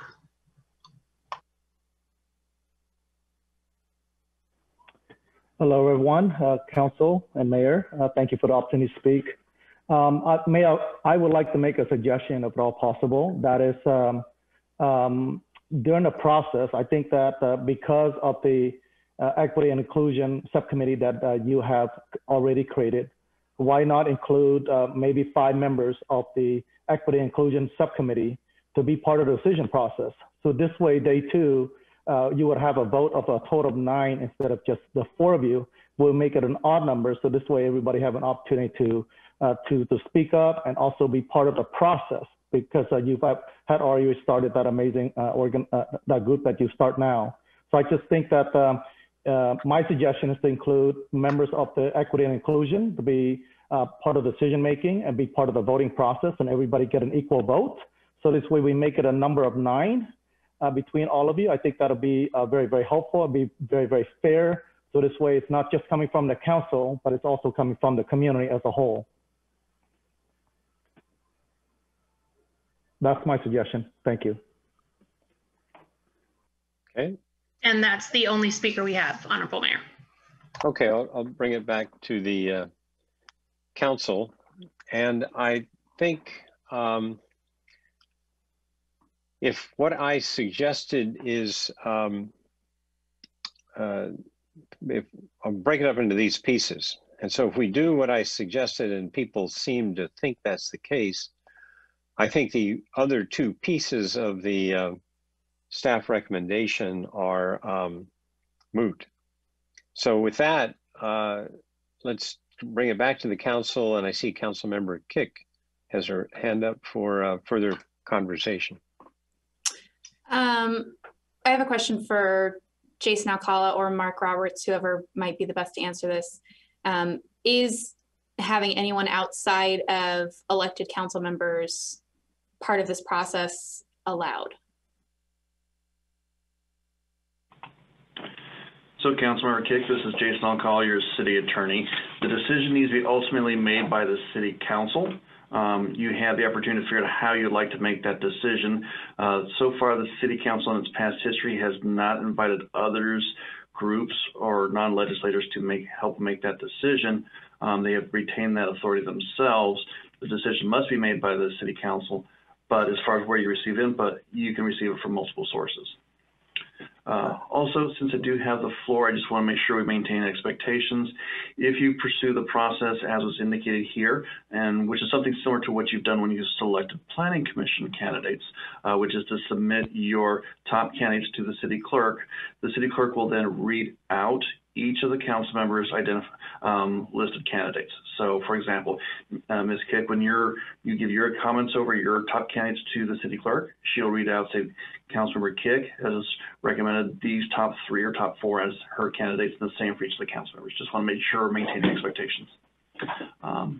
Let me know if there's anything else that you would like me to answer, or if I need to go through this question further. No, that was helpful. Thank you. I just didn't know if there were any laws around that specifically. I would not suggest adding, if we had feedback, I would not ever suggest having more public representatives than elected representatives, considering elected representatives were chosen by the public. So adding 9 would mean 5 community members would have a say over 4 elected members. So I think that something that is an option for anybody who wants to participate is to, leave public comment during these meetings about who they like. But ultimately, the decision is that of the council, which is already an elected body, which already represents people. If I could, I see others have their hands up, but just think of okay, if we were to add others to our deliberations, then we'd have an application process for that, right? I mean, I don't know how you ever close that loop. But anyway, I wasn't paying attention between Councilmember Carling and Vice Mayor Monroe as who got your hand up first. Councilmember Carling got his up first.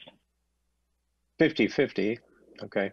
No, I was headed down the same path that you did, Mayor, and that, I mean, it's not a bad idea that Mr. Knopp presented, but I just don't think it's workable. Again, we'd have to go through the process of applicants and culling those, and we've got important things to do that are time critical, and we can't spend a lot more time on this than we already are. We need to appoint and get a fifth person on council. Vice Mayor Monroe. Well, so there is actually a way to do this that's already there, and that is the applications are a matter of public record. They are in this packet. People can go ahead and read those packets. They can, as has been said, make public comment. They can attend the meeting. The meeting will be public, so you have all of that. Now, when our Police Chief Jeremy Young was chosen, Equity and Inclusion was invited to interview, to submit comments, to choose some of the questions. Ultimately, the decision was made by our city manager. By the same token, you know, this is effectively the same process, except that this isn't just the Equity and Inclusion. This is everybody who chooses to read all 21 applications and then listen to the process, and then can make public comment as they wish. At least I presume that that's part of the process. Is that correct? Vice Mayor Monroe, this is Jason Longcall, your city attorney. Yes, the public has the opportunity to provide comments to you on your special meeting. We'll be conducting the interviews, so they can submit their comments either in writing in advance or orally at that meeting as well. Right. So I think we're covered. I think that actually we will be able to get all the comments we want. Okay. I think we need a resolution, motion on this one. So do you guys want me to make the motion, or somebody else want to? Seems like it's your idea. You might want to make the motion. Okay. Well, I move that we interview all 21 people. Oh, we just got 5 in my mind there for a second. We interview all of them. We ask one question that we, after hearing their answer to the question, that and I'll also say that we make the maximum time for their answer 5 minutes. That after that, we then submit our vote for the top 3 candidates to the city clerk. We have 15 minutes to do that. And then she will have 15 minutes to give us the answers. We reconvene and then begin our deliberations. But that's the way we're going to go through this. And then the next thing we have to do is agree on what that question is. But let's get through this piece first, I think. I just have one. Do we have to decide how many top people now, or can we decide? No. That? Well, we can. Why don't we? I guess I'll second your current motion, and I'll ask my question later. Well, if you want to make it 5 or 3, I mean, we can do that. Let's fix that one now. I think we can. I would say 3, because if we all choose 3 different people, we're still looking at 12, which is a lot. So. To pause. Okay, so 3, top 3. That's the motion. That's what I said to start with. So. Okay. I second your motion. Okay. Any further discussion on the motion? Mayor Warner, this is your City Attorney, Jason Alcala. I would request you consider one amendment to your motion. You indicated that the council members send to the clerk who they would vote for the candidates. I'd rather... I meant, what's our top three? The top three you selected. Very good. Thank you. In order of 1, 2, 3. Very good. Thank you. Thank you for the clarification. Yeah, well, thank you for keeping me on the straight and narrow here. That's what I meant to say. Whenever you or Mark talks, that's always whatever I meant to say. So, can we clear? So can we have a roll call now? Member Kick? Aye. Councilmember Carling? Aye. Vice Mayor Monroe? Aye. Mayor Warner? Aye. Okay, with that, I think we have one other piece of business on this, and that is the question. And that I think, and so I started off with asking the candidate to name the top 1 or 2 items or topics, or whatever you want to call it, that they think is most important for the council to address in the next 2 years, and why should we select them? Does that work? Yeah, it's close. Okay, well, that's I didn't. We haven't gotten a cigar yet, so let's keep going. I got it. Okay, I wouldn't say next few years. I would say over your term, because the term, and it is 2 years. Their term is 2 years, so we're asking them. That's right. That's what I meant. What are the most? And I'm not sure I would. I guess I would make it more general. Like, what are the most important decisions for the council to make during your term? I like that. I like that phrasing. Pick you? Or why should we select you? Okay. And I'm going to jump in. I raised my hand and then I started talking. So I would like, and maybe this is implied in the question, a sense of as opposed to what. So I'm going to pick this, this, and this, or these 3 decisions. But I've rejected these 3 other ones, which I know are equally as important, but in this case, I would not go with them for the following reasons. If I may, what was missing in what I initially said is, why are those the top? I understand that it's why, but there's a slight nuance there, which is I want to know that you've not just said I like these, but these as opposed to those. Right.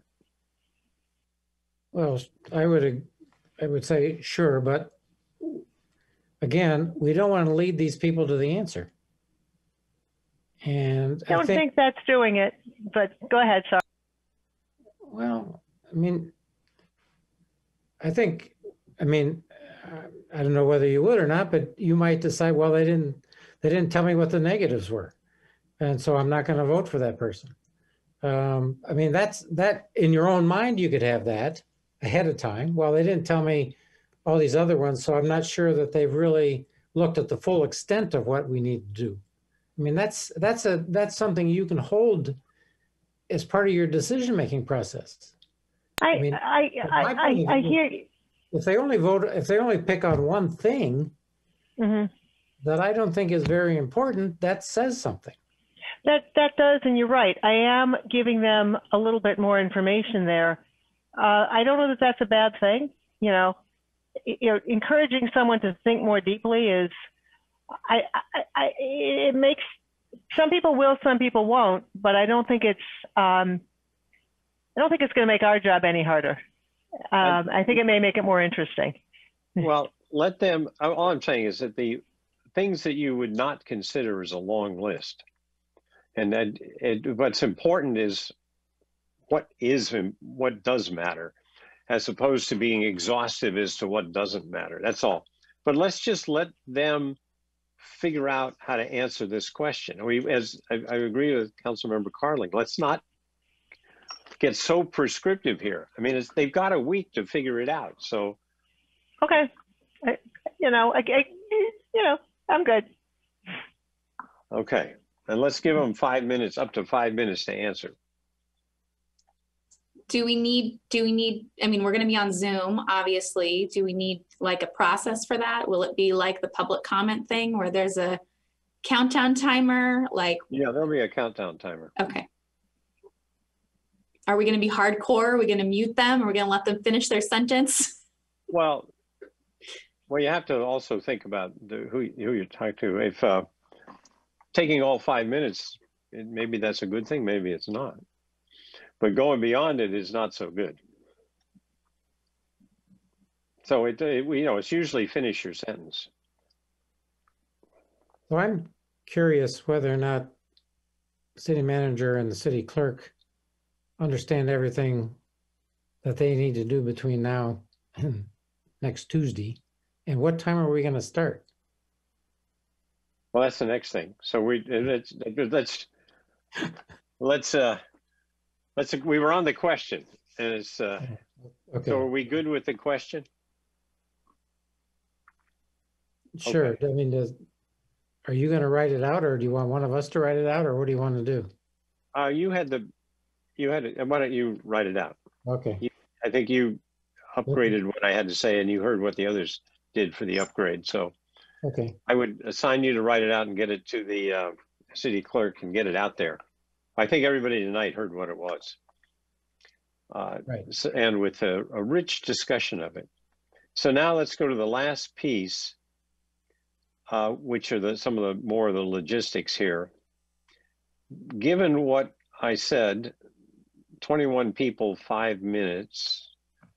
So I think we can allocate 2 hours and something maybe comfortably to hear from everybody with transitions and you're on mute and that kind of stuff. So then, and then I think we can have our conversation. Then we got a half an hour of sending emails and collating them and stuff. And then we probably have maybe an hour or more of discussion. So that's 3.5 hours. So if we started, I'd like to start earlier than 7, just to give us room. So you guys have a preference?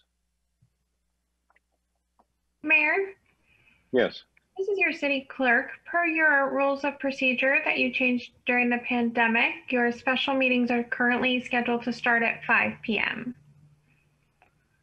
There you go. It's already decided for us. Well, that makes it easy. That's perfect. People have a very late lunch or an early dinner. I was expecting it to be brought in. Well, I miss those pizzas. But we can get it delivered. So I think, do we have any other questions to be answered as to how we're going to do this? If not, and anybody from the staff have any further clarifications needed? Honorable Mayor Mark Roberts, your city manager. No, I believe we have adequate direction, and we will set the process up to accomplish that and have the meeting start time be 5 o'clock. Okay, great. So I think we're done on this item, and we have the next one. It's I'm just looking at the clock. It's 11 o'clock. We've got to get approval to continue. What's the pleasure of the council? We have one more item, right? Oh, and then the committee reports and stuff. So what do you guys want to do? I think we can be done in, well, I don't know. I don't want to project that, but how do you guys want to continue? I'm fine to push on through. So continue. So, Mr. Mayor, this is your City Attorney, Jason Alcala. Pursuant to your rules of procedure, 7.8.3 sub B, the council must take an affirmative vote to take up the remaining items on this agenda since it is after 11 p.m. So if you want to continue, we need a motion to do so, followed by a second and an affirmative vote. So moved. There we go. Second. Okay, moved and seconded that we continue past 11. Roll call, please. Councilmember Kick? Aye. Councilmember Carley? Aye. Vice Mayor Monroe? Aye. Mayor Warner? Aye. Okay, we are now on to item 6.5, update on the Equity and Inclusion Subcommittee. Honorable Mayor, this is Mark Roberts, your city manager, and I'm going to introduce your deputy city manager, Christine Martin, who will give a brief staff report on this item. Good evening, Honorable Mayor and members of the City Council. Can you hear me okay? Yes. Great. Good evening. As Mark introduced, I am Christine Martin, your deputy city manager. As you know, last summer, the council created the Equity and Inclusion Subcommittee, which consists of you, Mayor Warner, and Vice Mayor Monroe. Based on feedback from the community, the subcommittee broadened its original scope beyond looking at the city police department's use of force policies and all city policies and practices for incidences of structural discrimination to include an examination of other areas such as housing, transportation, youth, and community culture. As a part of the subcommittee, the council also authorized what was originally going to be an 18-member working group to provide information to the subcommittee. Due to overwhelming response from the community, all 48 community members who applied to be a part of the working group were accepted. The subcommittee then, with the assistance from the Public Dialogue Consortium, has been receiving information from the working group to accomplish the subcommittee's objective, which was to develop a recommendation to the council to foster equity and inclusion in Livermore through diverse community engagement that will result in a welcoming city, exemplified by equity of opportunity and just treatment for all. The working group members self-selected into 4 subgroups. Group A is the Community Culture and Representations Group. Group B, Policing and Human Services. Group C, Reaching and Inspiring Younger Generations. And Group D, Housing, Workplace, Economics, and Transportation Environments. Each subgroup has met 3 times, developing a mission and identifying a potential project area. These missions and projects are outlined in your staff report. On December 9th, the subcommittee, including the entire working group, was invited to culminate the first phase of work with an interactive workshop entitled Sharing Our Stories So We Can Have the Difficult Conversations. The workshop provided tools and techniques using connection and sharing of stories to have difficult conversations and dialogue with others. What is the next steps for the subcommittee? There is continued interest from community members in joining the working group. While the city has been accepting applications all along, the subcommittee is seeking council direction this evening for staff to reopen the application period for additional people to join the working group and provide information to the subcommittee. Staff recommends the application period be open from January 12th to January 22nd.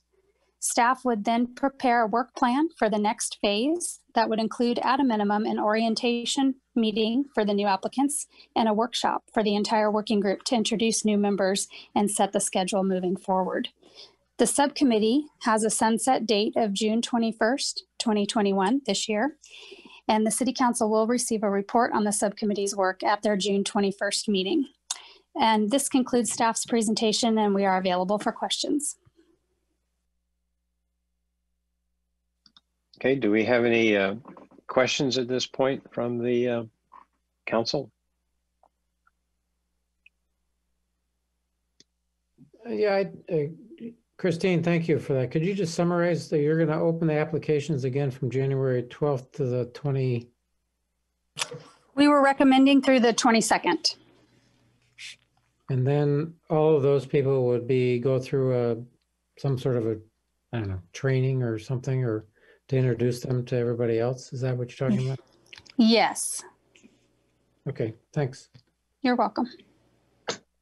So if there aren't any other questions at this point, we're going to have some discussion, but it may be worth seeing if there's a public comment on this item at this point, unless somebody wants to ask further questions. Thank you, Mayor. We have received public comment, and as a reminder, we are not using the Q&A feature this evening. So if you would like to submit a public comment, please use the raise hand feature, and we will unmute you to speak. City Clerk's office, please announce and unmute those attendees requesting to speak. The first commenter is Jackie Cotta, and then the next is Hayden Sedan. A few months ago, there was a lie perpetrated upon America when the video of an officer-involved event went viral, where George Floyd ended up dying from a fentanyl overdose, and the lie of systemic racism was once again perpetrated by a highly organized Marxist organization, BLM, along with Antifa, which sparked nationwide riots, burning of cities, and murder of innocent Americans before anyone even knew the facts of the situation. This became just one more incident where the facts didn't support the propaganda and rhetoric, and police officers nationwide were demonized. As a result, our city council decided to jump on the propaganda bandwagon. As with most Marxist groups, they lied about their goals, making it sound as if the mission and agenda and intent of the group is to make flower crowns and sing Kumbaya. Instead, we've learned that it is more reminiscent of a different type of 60s movement known as the Weather Underground.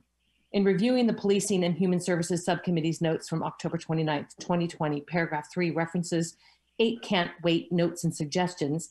8 Can't Wait is a project by Campaign Zero, who utilizes the tax ID number 8137644408, which actually belongs to We the Protesters, a left-wing law enforcement reform nonprofit associated with Black Lives Matter, founded by trained Marxists, fiscally managed by Thousand Currents.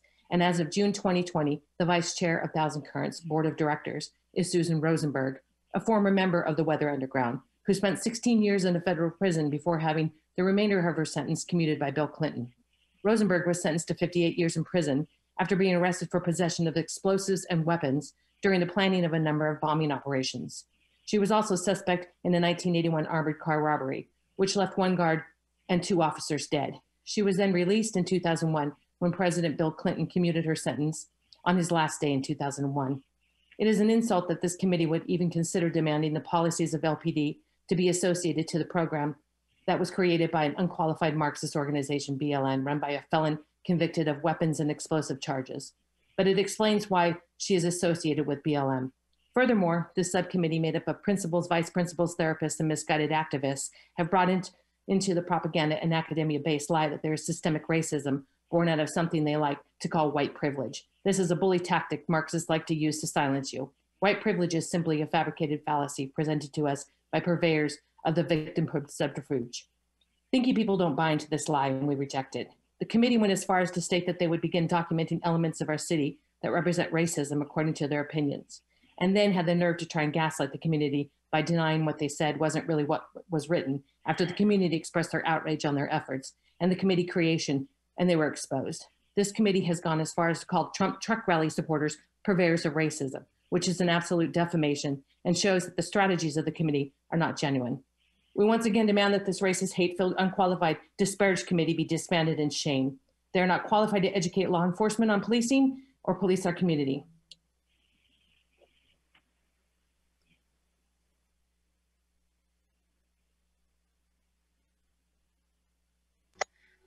The next speaker is Hayden Sedan.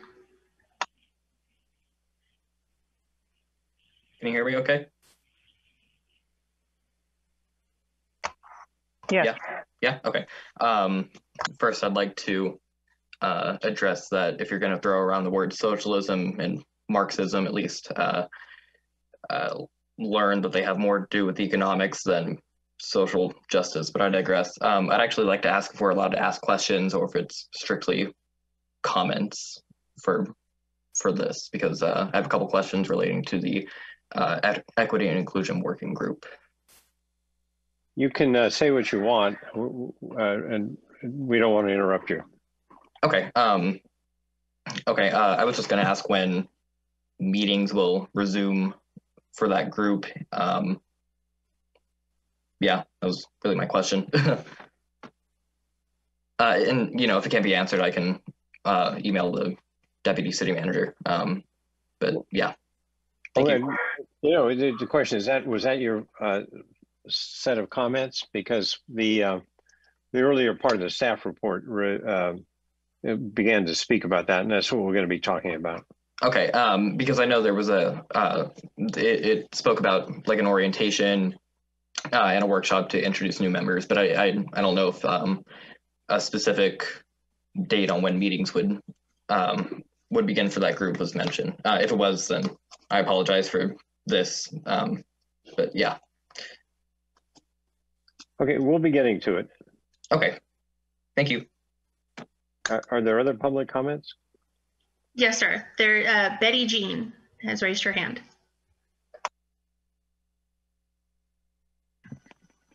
Hi, thank you. I just asking a clarifying question, please.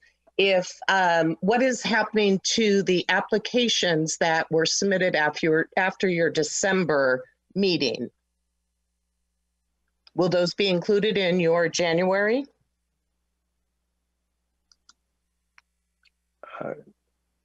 Christine, you want to answer? Yes, Honorable Mayor. This is Christine Martin, your Deputy City Manager. All the applications have been collected, and we would be reaching out to contact those that submitted applications already once we get feedback from council this evening.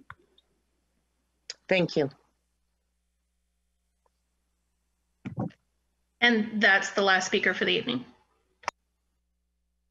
Oh, thank you. I'll come back to the council, and I think there are a few things we want to cover on this topic, but the first one, let's possibly start with the staff report recommendation, and then we can expand upon that. Does that make sense?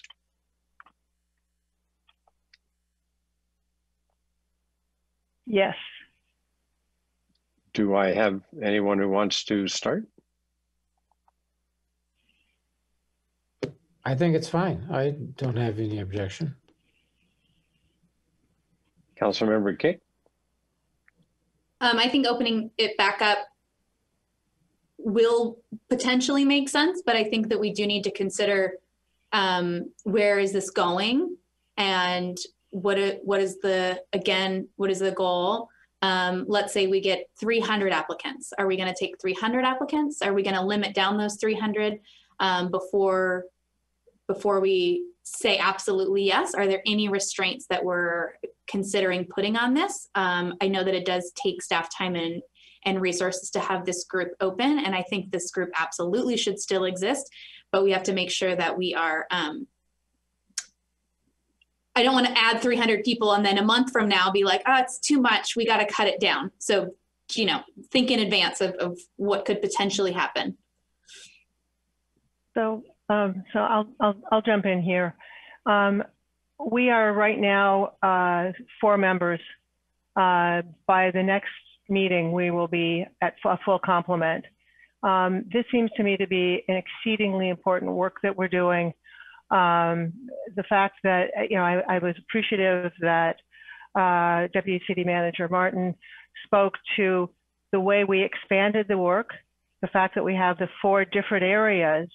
And so we're, and the intention was to continue to reach out to the community. Now, there seems to have been a little kerfuffle back in December that led to this becoming more contentious opening up than we might have enjoyed. That said, it's opened up and we have applications, and that's great. However, how we go forward with this seems to me to be a longer discussion that we should have when we have the full complement. That said, we also owe a resolution to what we began in December. And so what I would like to propose is that we discuss the conversations that the mayor and I have had in December, and then postpone the meeting, the larger discussion until the last meeting in January.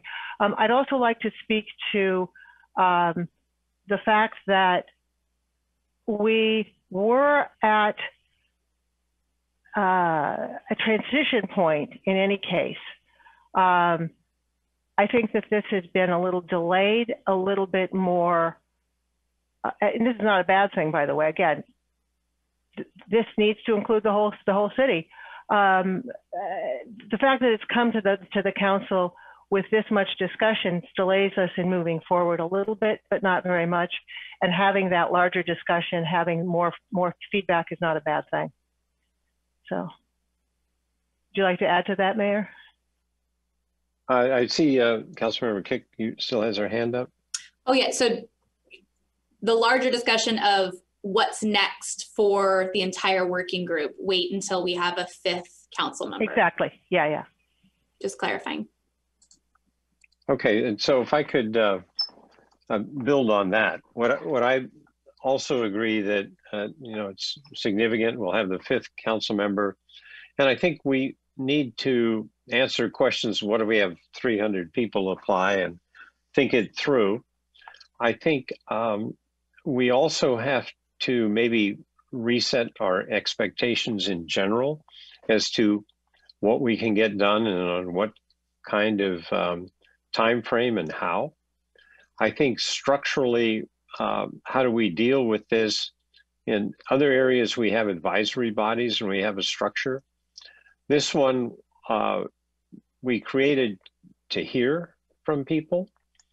And of course, that ended, that gave us, we heard a lot, right? And I would say at this stage where we're at is we've been listening to what people said. And I think we also want to clarify that the fact that we've listened is not the same thing as the council taking action, for sure. And it's not even the same thing as the subcommittee making a recommendation to the council to take action. We've done none of those things. So that I do believe that we get the new council member on board. And between now and then, though, I would ask staff to think about some of these structural issues as to how we're going to do this. And that I would say possibly come back on the 25th. I would ask the city manager and deputy city manager if a little bit more elaboration of how we might go forward on the 25th, and then we'll have a new council member at that point. But that council member is going to need to get up to speed. But if we could set the framework for the discussion by the 25th, does that work? Yes, that works. Okay, so I think we would do that.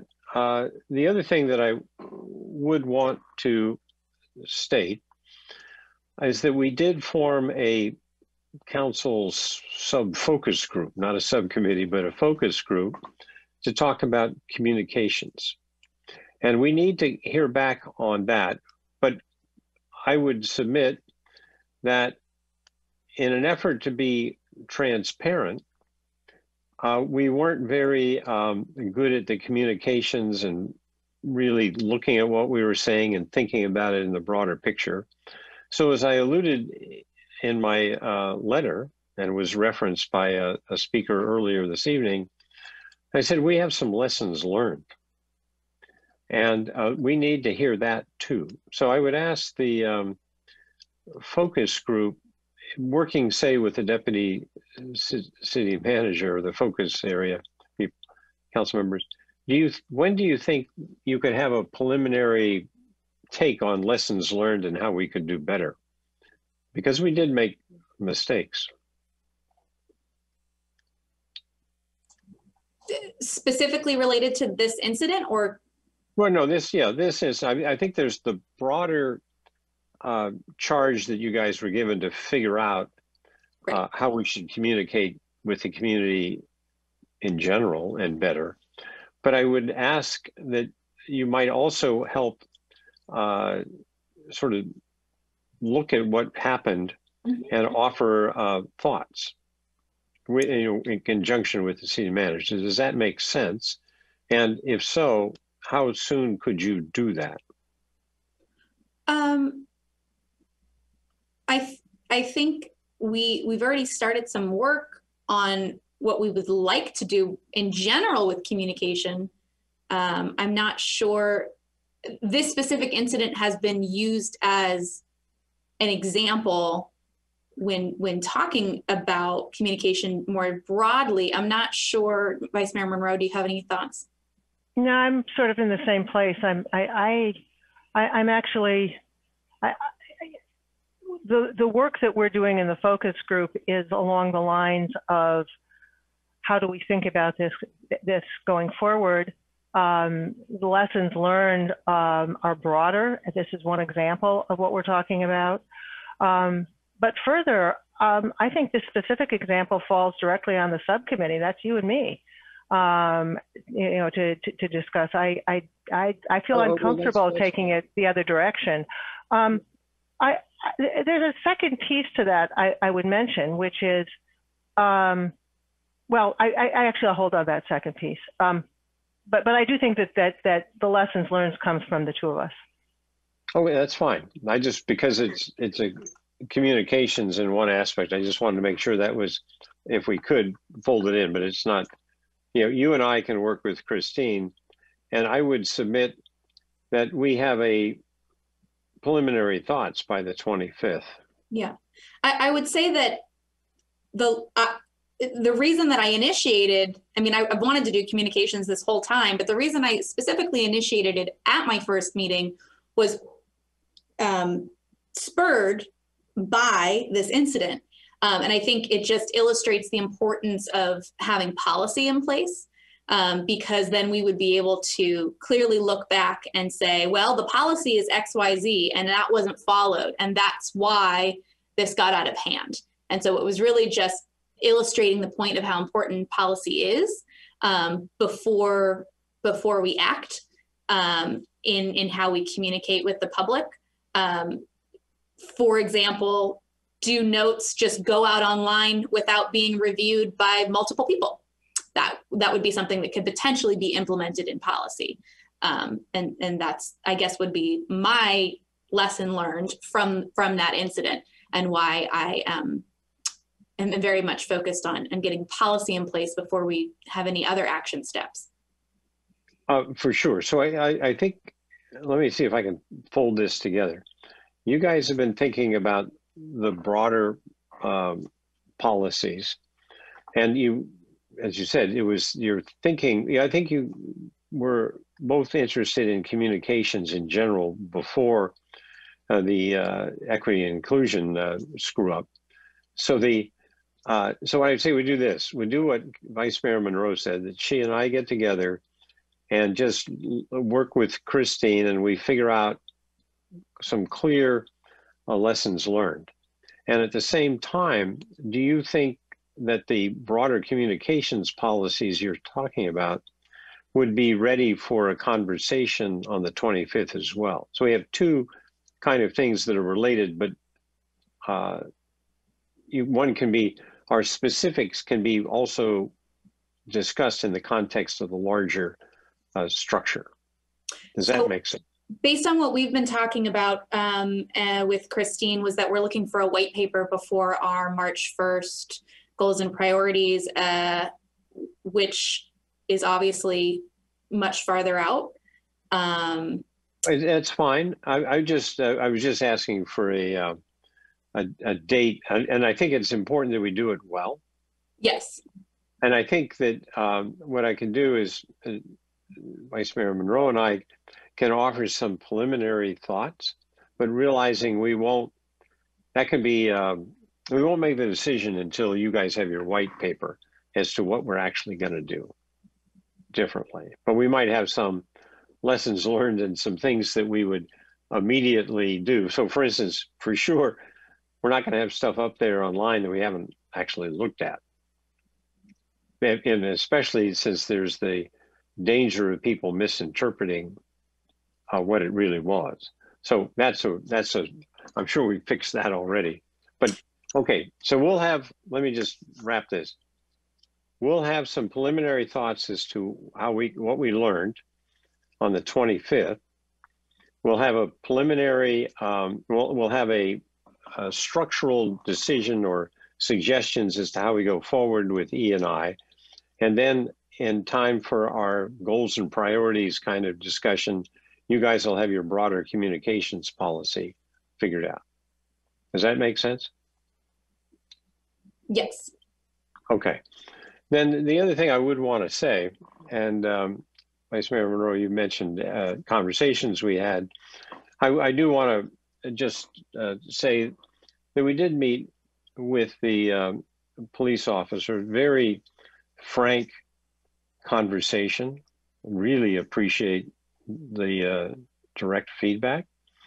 And one of the things that I wanted to say was that in terms of the situation we face in Livermore, this is my personal assessment, and I think it's shared by others, but I'll let them speak for themselves, is I've been here 40 some years. I've have the utmost respect, admiration for our police force, and I trust them to do the right thing. It's plain and simple. And that we have time, unlike maybe other communities, to actually as a community work amongst ourselves, have frank conversations, and figure out what our next steps are with respect to the issues. And I said a long time ago, we don't even know what the questions are, much less what the answers are. And that's still the spirit of where I'm coming from. I also come from a ethos of believing in continuous improvement, and that it's by getting feedback that we can do better, and that nobody's perfect. I'm certainly have, made my share of mistakes. And so that's the spirit I think we want to have with respect to how we go forward with the equity and inclusion. And I would just ask members of the community to be open-minded and be willing to talk to one another, basically in kindness, really. And that's where I'm coming from on this. And Vice Mayor Monroe, do you want to say anything else? Yeah, the meeting with the police officers was in fact the meeting I was referring to, and I found it deeply moving. I was particularly moved because the sense of the national discussion filters down to everyone, and one way it filters down is that our police officers, so we are in a particular context. That particular context means that our police officers have a culture specific to Livermore, and yet everyone is affected by the national sensibility. And one of the things that's resulted in is many of the police officers don't feel like they're included. And as we're looking at that, at equity and inclusion, I think it's important to look at people who have worked to put their, to serve our community, should feel included. So that struck me.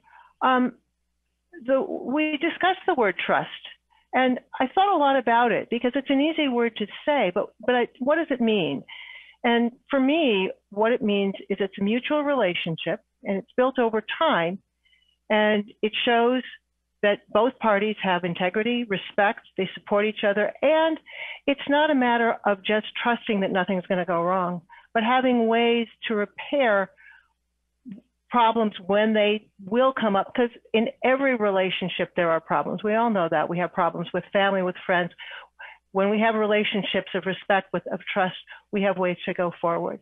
That's what trust, respect, and communication, ongoing communication.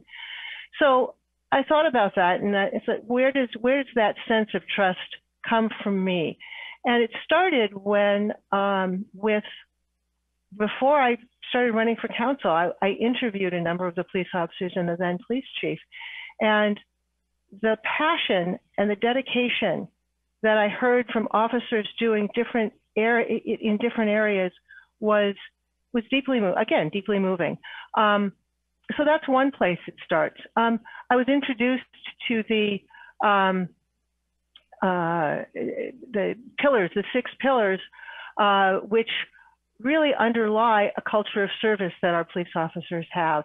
And then over the time that I've been in office, I've observed different ways in which the police officers have interacted with our community.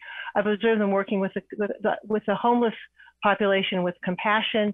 I've observed them this has been a year of a lot of people out there demonstrating for different reasons. And I've observed the police officers out there caring for, with absolute dispassion, without, you know, doesn't matter what the cause was, they are caring for the people and making sure that it takes place safely and with respect. And then the work that's been done on some of the cases of truly hardcore stuff has been impressive. We had a case of sex trafficking here in Livermore that a whole team of officers worked on and received awards for. That's bad stuff. Our police officers are doing work to make that better. All of those reasons, to me, are a very strong foundation for a relationship going forward. So that's what I, as Councilmember Kick says, yeah, I'm probably not going to make that 5-minute limit.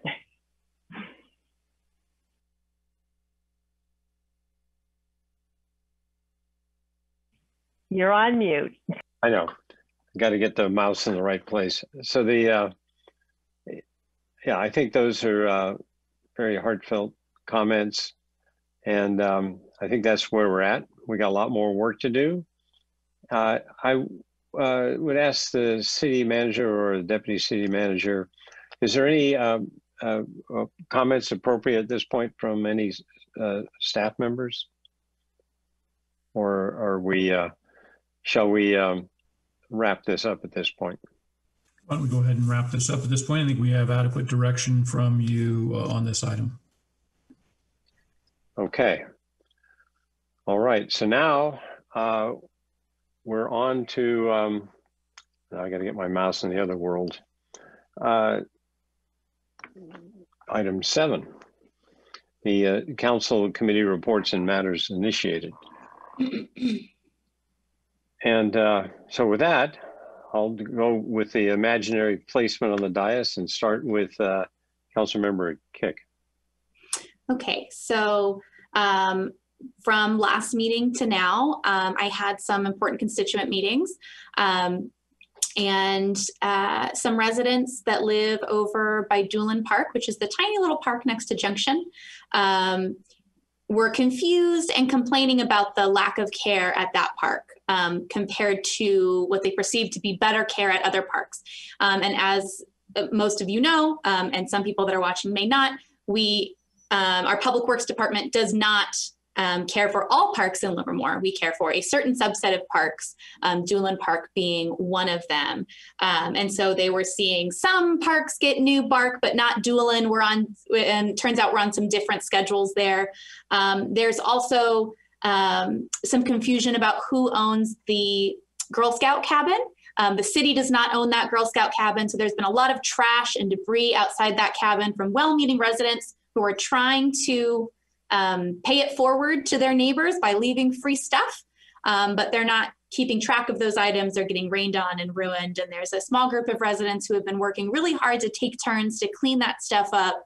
And so I've been in communications with our Public Works Director to make sure that anything that is within our land, that we're taking good care of that so we don't have trash building up in that neighborhood. And I think, my stinking light. Scott Lanifer, there is some talk about some updates coming to Doolin Park at some point down the line, correct? Yes, that is correct. Councilmember Kick, this is Scott Lanifer, your Public Works Director. We do have a CIP project scheduled for fiscal year 21-22 through 22-23. For some improvements to concrete, irrigation, and landscaping, and a new sign. Okay, great. I just want residents to know that we're absolutely working on that, and thank you for pointing that out. I also met with some residents about the solar project, and I wanted to suggest, as a matter initiated, that we resend that letter that council sent a couple meetings ago. I don't remember exactly the date. I wasn't a seated council member at that point, so my signature is not on it. And so if it would make sense, asking staff if it does make sense to resend that letter with my signature as a new seated council member, and the new person, whoever that is, have their signature on it as well. And if you could check in with the county to see what timeline would be appropriate, that would be great. I don't know who to ask about this specifically. Mark? Mark Roberts, your city manager. If that's the council's pleasure, we could agendize an item for your next meeting after you have seated your council member, if you'd like to reconsider resending that letter. We can also provide you some information beforehand on the county's decision-making process to make sure that that would be timely. But if that's right, to make sure the letter even makes sense anymore. Okay. With that, is that the council's concurrence that they would like staff to schedule that? If I could say, make sure that the new council member has time to get up to speed. Very good. All right, we'll work on the scheduling of that and along with the relevance to the county process.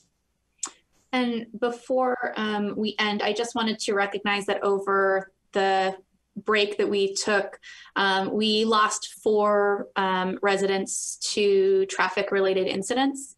And I would like to just send my condolences to their family and recognize this is a really unfortunate example of how we as a city deal with public safety in a variety of ways, including making sure our streets are safe. So 3 very young people in a car accident, and 1 woman who was biking.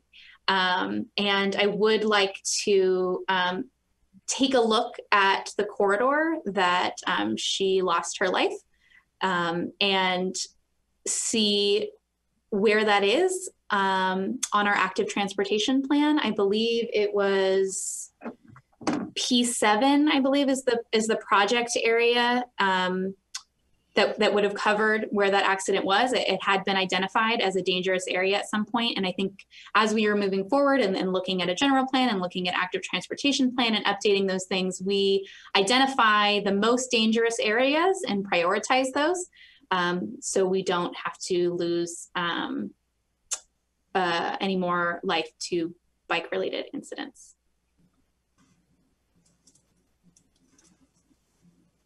Okay. You need head nods from the rest of us? We do. So essentially what we could do is bring back a memo on the corridor that Councilmember Kick identified. Is that the pleasure of the council? We will send you a memo on that.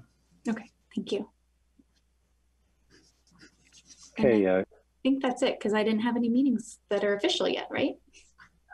Well, I don't know. I assigned you to something, but I don't know if they've met. They haven't met yet. Don't worry, I didn't miss anything.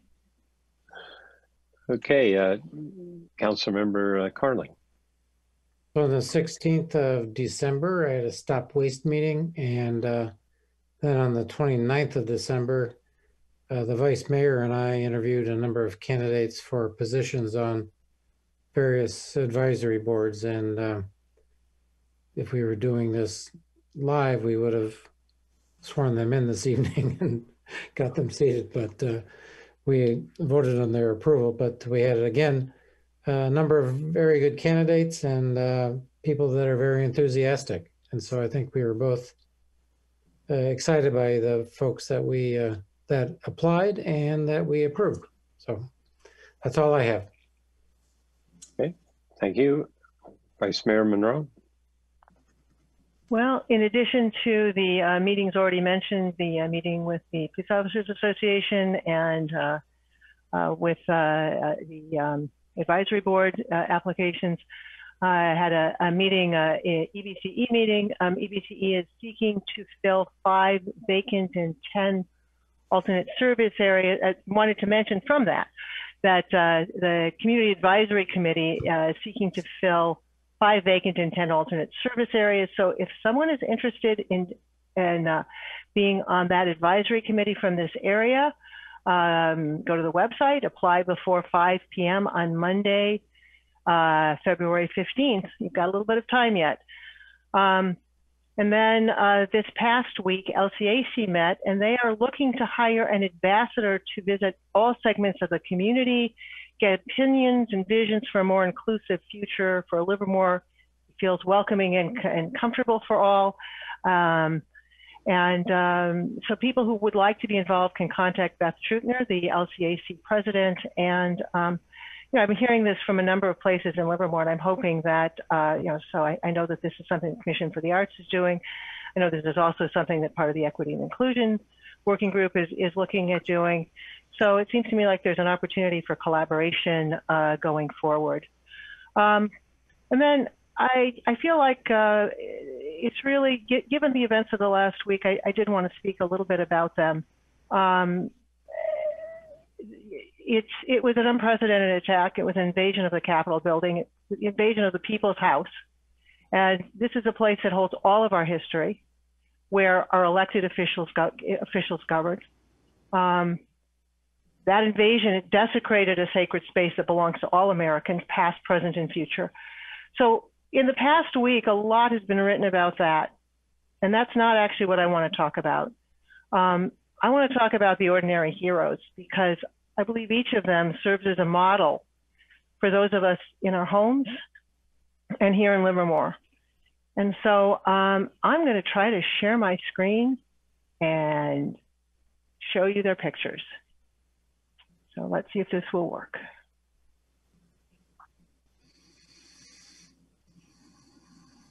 Boom, boom, boom. Oh boy, and now I can't see what I was going to read.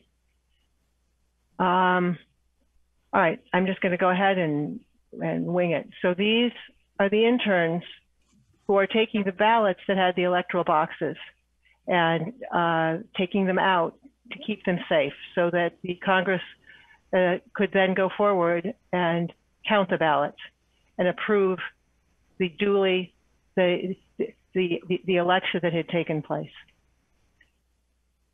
And this is Eugene Goodman, and he's a U.S. Capitol policeman.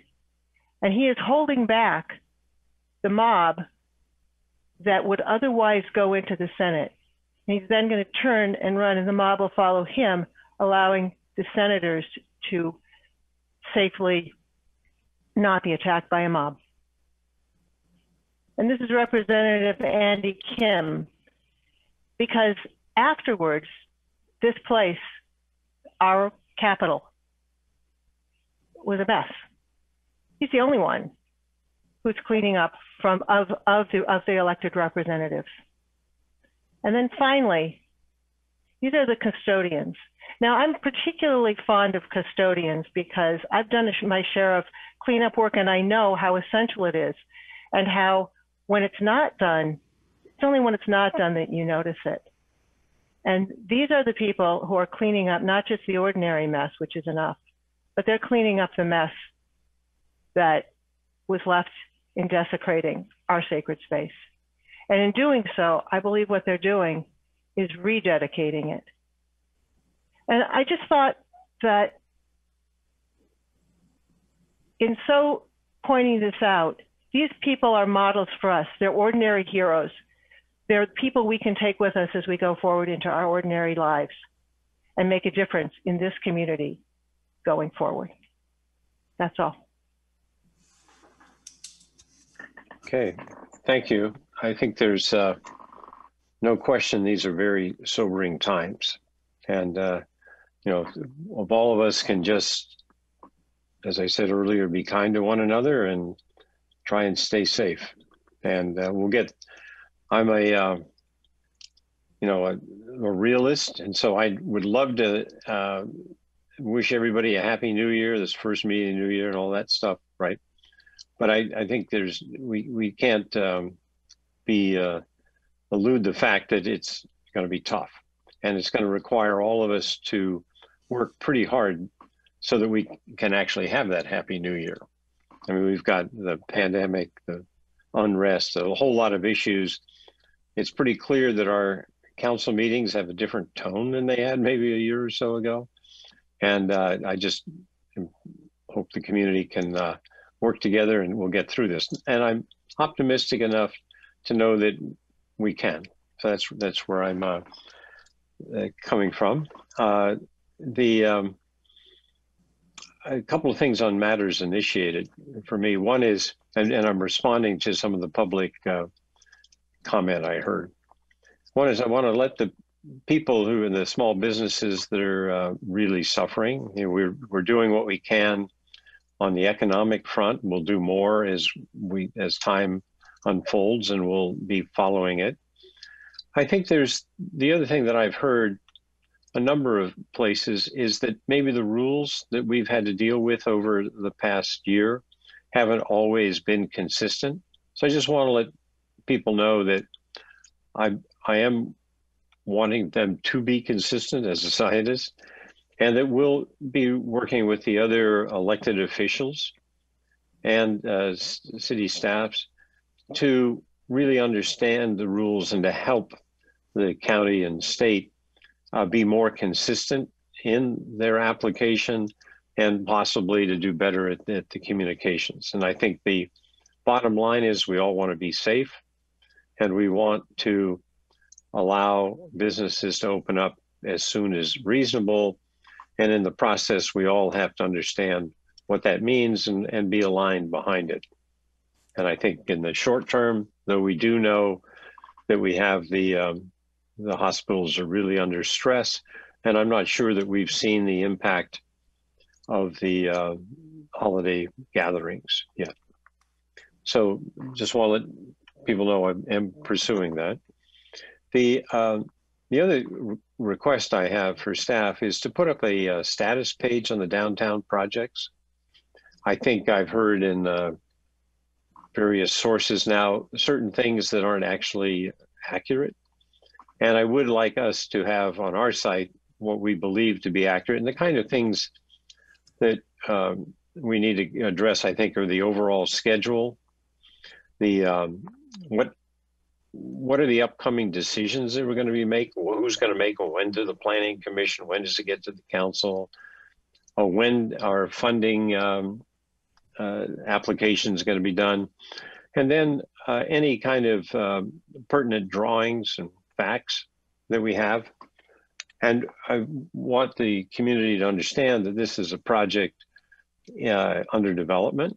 Nothing's been decided, and that we're still in the optimizing process. So if I could get a head nod on the rest of the council to say, yeah, let's put up that set of information and have it easily acceptable, that would be my request. Is that, City Manager, does that make sense?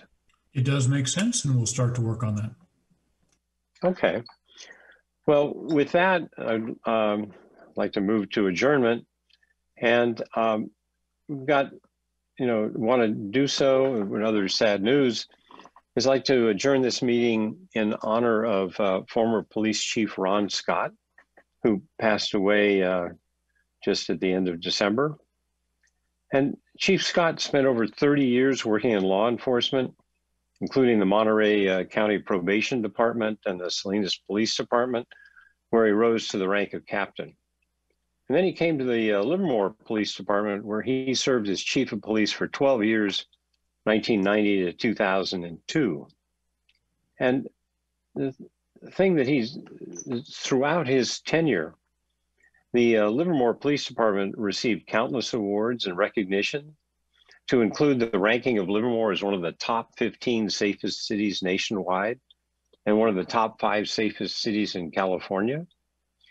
And following his retirement, he remained an active resident within the city of Livermore. He was a prominent member of the Rotary Club and participated with the rodeo and serving as the rodeo parade chairman. So Chief Scott was well known for his friendliness and often striking up conversations with officers, with strolling about town and residents. And Chief Scott will be remembered fondly by his Livermore Police Department colleagues and the community he had served. So with that, I'd like to adjourn this meeting in his honor. And we will be next meeting on the 19th and a special meeting regarding at 5 o'clock to pick the replacement council member. So with that, meeting's adjourned. Thank you. Good night.